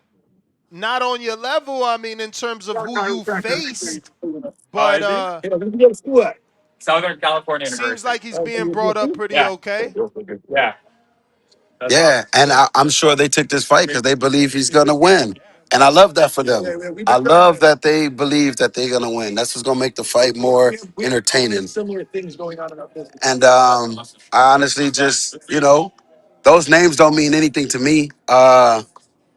It's a name game, of course, but he ain't never been in the ring with the likes of me. He ain't never been in the ring. Ishmael Davis is where they got their, they're like that confidence, if you will. Or we could fight Brandon. Look what we did to Ishmael. And then you go, okay, that's what's up. But Ishmael ain't Brandon. Ishmael ain't close to being Brandon if you ask Brandon. Ishmael tight, stiff, you know what I'm saying? Strong mate, strong, but you know what I'm saying? He ain't the cannon. Uh, Nah, so dude. we gonna show that when we get the opportunity. Now he was put down late in that fight with Davis. Did you see that? To be honest, man, I watched the first 4 rounds. I never really study a fighter and watch their whole fight, because I have a weird, it's like an ADHD situation for me. I always pay attention to your first 4 rounds, because your first 4 rounds are your best 4 rounds. You're gonna be the sharpest, and none of today's fighters are good like the fighters of yesterday. Whereas the rounds go, they pick up on Yeah. learning how to be a lot more slicker, smoother. No, they kind of starts to digress. And if I could pay attention to what you do for at least the first 4 rounds of how you fight, and I could draw things out of you, I know exactly how the fight is going to go and where I need to be and how I need to be upon you. For the duration of the rest of the fight after those 4 rounds. That's why you saw, and that's why you normally see, like when I'm fighting, as the rounds pick up or as the rounds pass, you see me pick up, because I'm analyzing, and I'm at this moment, I'm starting to disrupt, and I'm starting to pick up your patterns as I'm doing what I'm doing. It's definitely a way of thinking, and it works for me. It has worked my whole career, honestly, man. And I'm not gonna stray away from it. So I saw what he was capable of doing. I see what he likes to do, and I just know that when we get in the ring, a lot of the things that he normally does is gonna be neutralized. He's not gonna be able to deal with the kind of quickness that I bring. He's not going. And then as far as punching power, if I'm putting him down, he's not getting up. And if he does get up, it's he's left a lot of himself down. And I'll just make sure to end the fight with him picking himself back up where he left it, where he left himself. For sure, man. So who handles the diet? You cook for yourself? You hire a nutritionist for camp? What's going on with the diet? It's a little bit of everything, honestly. I brought on a nutritionist these last few fights, though. But even while I have the nutritionist, the nutritionist for the most part, they're lenient. They allow me to still be able to kind of eat what I want to eat, as long as it's like I'm telling them what I'm eating, so they'll know how to kind of match and move numbers and stuff around. So I'm living good, man. I'm not the one of them people that's just eating a can of tuna, the sardines or something like that. What's the Cannon eating, man? What the Cannon eats during camp? Oh man, well if since you asking, you know what I'm saying, I'm eating tuna. I am eating tuna, but it's like ahi. It's ahi That's tuna. Hold on, diabolical, wait. bro. It's not canned tuna. Hey It's not yo. canned. He said, I'm It not one ain't of those canned guys. tuna. He said, you know what? I'm I'm, gonna keep it real. yeah. I'm snatching I'm I'm eating I'm eating chicken. I'm eating steak. All right. You know what I'm saying? Wagyu beef. I'm doing We then carnivore or every so something? often. Are we carnivore Yellowtail, you know what I'm dieting, saying? bro? My Like, brother's got halibut going. What you say? I said, we carnivore dieting, bro? Like, we cottage No, cheese, steak, this is being eggs. cooked. But as far as like the vegetables, vegetation, man, Okay. I'm big on making sure I'm eating a lot of zucchinis, Okay. kale, uh broccoli here and there. I don't eat broccoli that much. You know what I'm saying? One of my brothers was like, that's man made.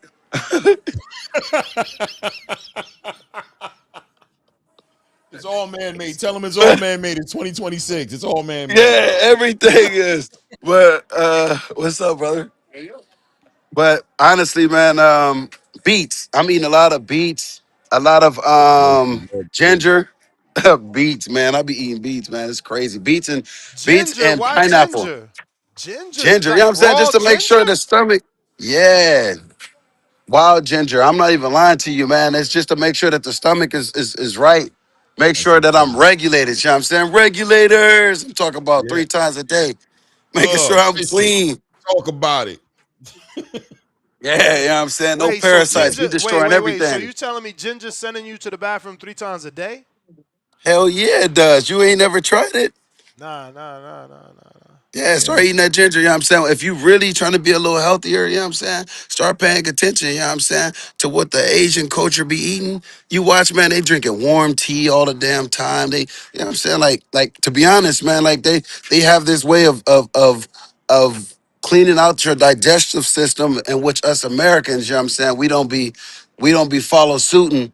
And Especially with our honestly, diet. man, yeah, I'm just realistically, honestly, like culturally, man, it's the American way is burgers and hot dogs. Oh They yeah. call them glizzies. I'm too old for that, man. But You're not doing that. With that, I've seen that one little thing where the girl goes, if you drinking, Mountain Dew, you need to grow up, right? Like, yeah, but you need see, to be but drinking like for real, lemon man, water. there's alternatives, and I'm gonna sound boring as hell if I'm telling y'all what I'm eating because ain't nobody gonna be wanting to eat that. I already said beets, and that's when I said beets. I felt like I watched the views go down. You know what I'm saying? They like beets. So yeah.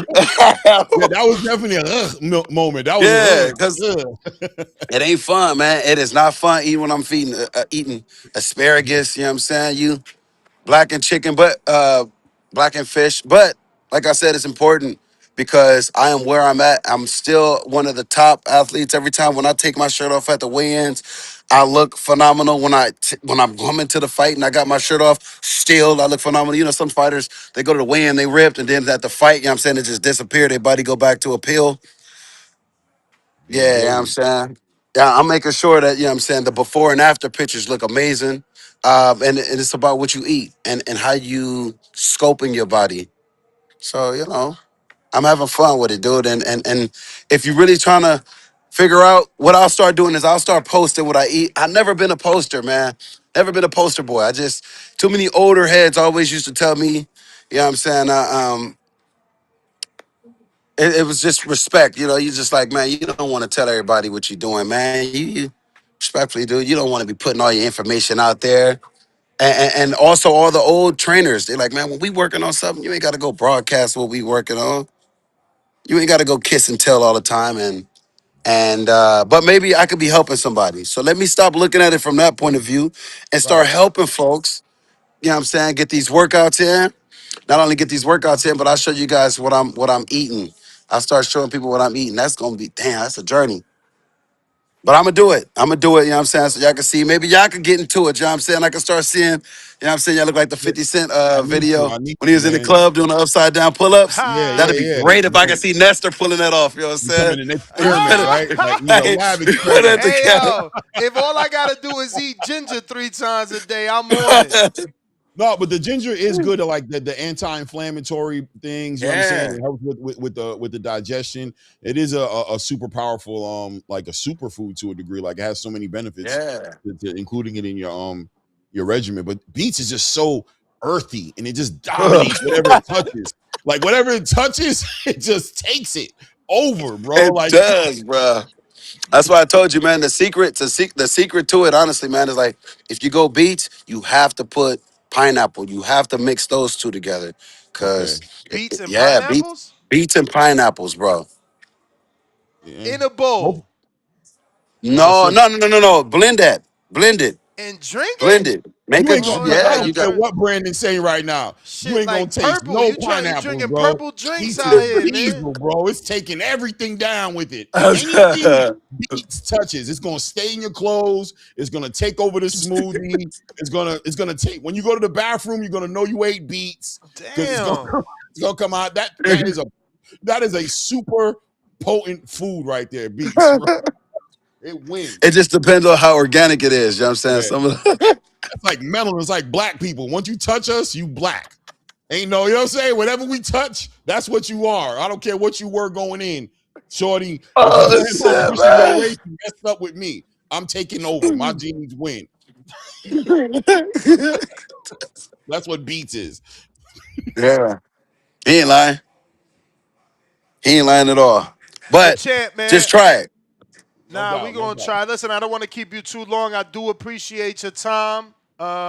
Man, I'm happy to hear you got a fight. Headline too, right? It's supposed to be a headline, no? Yeah. Yes. That's Yes, I dope. am. That's dope. Cause Yes, this I guy's am. from Belfast. I'm shocked they didn't try to take you over there. Me And it's too. the reports say you guys avoided purse bids. So were there offers for you to go to his country? I mean, the offers was very quiet. They were very quiet. They weren't loud. They weren't loud. And I'm no stranger to taking a show on the road. But honestly, from what I do know, that they weren't like offers loud enough to be like, all right, so you guys come over here, come to the UK and fight. I think they were interested in making the fight happen, just ultimately. And if they can, if the dollars made sense, they were willing to go. You know what I'm saying? Wherever it took. And this is why they're willing to come over here. As my man said, he's got to put on the performance of his life to get I right. seen You that know what quote. I'm saying? I Yeah, seen that quote. I respect that. Because one of the other He interviews, he called was you like, high level Brian, too. He called you high level. I appreciate that. Because I was told by one of my fighters that I trained, he was like, yeah, man, he said, you're a typical American fighter, you know what I'm saying? Strong, tough, but very flat footed. And I was like, damn. He said, I'm flat footed, you know what I'm saying? Notice I got the sandals on. I don't be playing. I stay with the chocolates on. But I appreciate that. Because that just lets me know, you know what I'm saying? They takes it serious. They take every fight serious, of course. But this one right here, how you doing? They plan on trying to reach a new level. And that's all. That's what it's about. Trying to reach a new level to show the whole world what we capable of doing, but really so self. And I'm ready for it. I can't wait to get in the ring with him, man. I can close my eyes and see how the fight's gonna go until it can't go like that no more. Well, champ, let everybody know where they can find you. Cannon Nation, you know what I'm saying? You can always find me in the gym, Cannon Nation Boxing. I'm always there. Yeah, what's the Cannon address to Nation. the gym, man? I know you co-owner of the gym, and you trying to keep the youth off the street. So what's the address? What time can they likely find you there to help the up to train? There you go. Up, he's going again. Where am I? You back. You back. You good? 143-049, Santa Fe Springs, California. All right. One of one of Unit my 8, co-hosts. I believe. One of my co-hosts is sick right now. She says Probably she's had that. actually one of my co-hosts is sick right now. She's actually drinking ginger tea to beat the flu. See? Come on, man. No, that ginger is a I multifaceted gotta go back and look at it. root or vegetable. I don't know what you would consider it, but man, yeah, you get that involved in your diet, man. That gets a lot of things regular. But I think the big thing is the anti-inflammatory part of it, right? Like it really is Yeah. good at like Yes. settling your stomach, and especially It if you're working is. out, brings that inflammation down, helps with like bloating. Let me now. My wife is a nurse, so Hey, well, Yeah. champ, I appreciate you, man. Thank you for jumping on. Let's get Thank you you for having back me. on as the fight gets closer, because you're not fighting until April. That's a long camp. How's it feel to have that many days out? It's 120 days, man. I've never known it. You know what I'm saying? I've never experienced this kind of luxury. So I'm gonna take Wow. advantage of it. I'm at the gym right now. You know what I'm saying? We making sure we come in all the way strong, all the way sharp, cannon with the quickness. It's I'm blessed. All right. Well, don't excited for you, man. start sparring too early. You don't want to suffer any injuries in camp 2 months out, and you got Of 4 months course. to go. You feel me? We could just. Right. All right. Well, you the man. Appreciate you. All right, thank Salute, you for champ. having me. All right. All right, y'all be blessed. You too. Amen. There you have it, Brandon Adams. We got Tip Bellis. What up?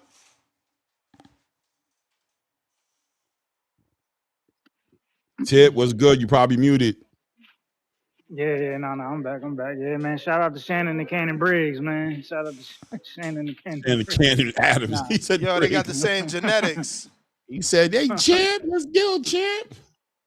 Yeah, man, it's nasty what Rick Merrigan and Oscar doing, man. Like we all know it though, you know what I'm saying? Like anybody who really has these high expectations on Virgil, you are you're being deceived, man. You were being deceived. It's not like Virgil, you know what I'm saying? Virgil's a good fighter. You know what I'm saying? He's just not the upper echelon. You know what I'm saying? He just got the money behind him. And you know, they gonna save what they can of their prized possession because Ryan Garcia has failed.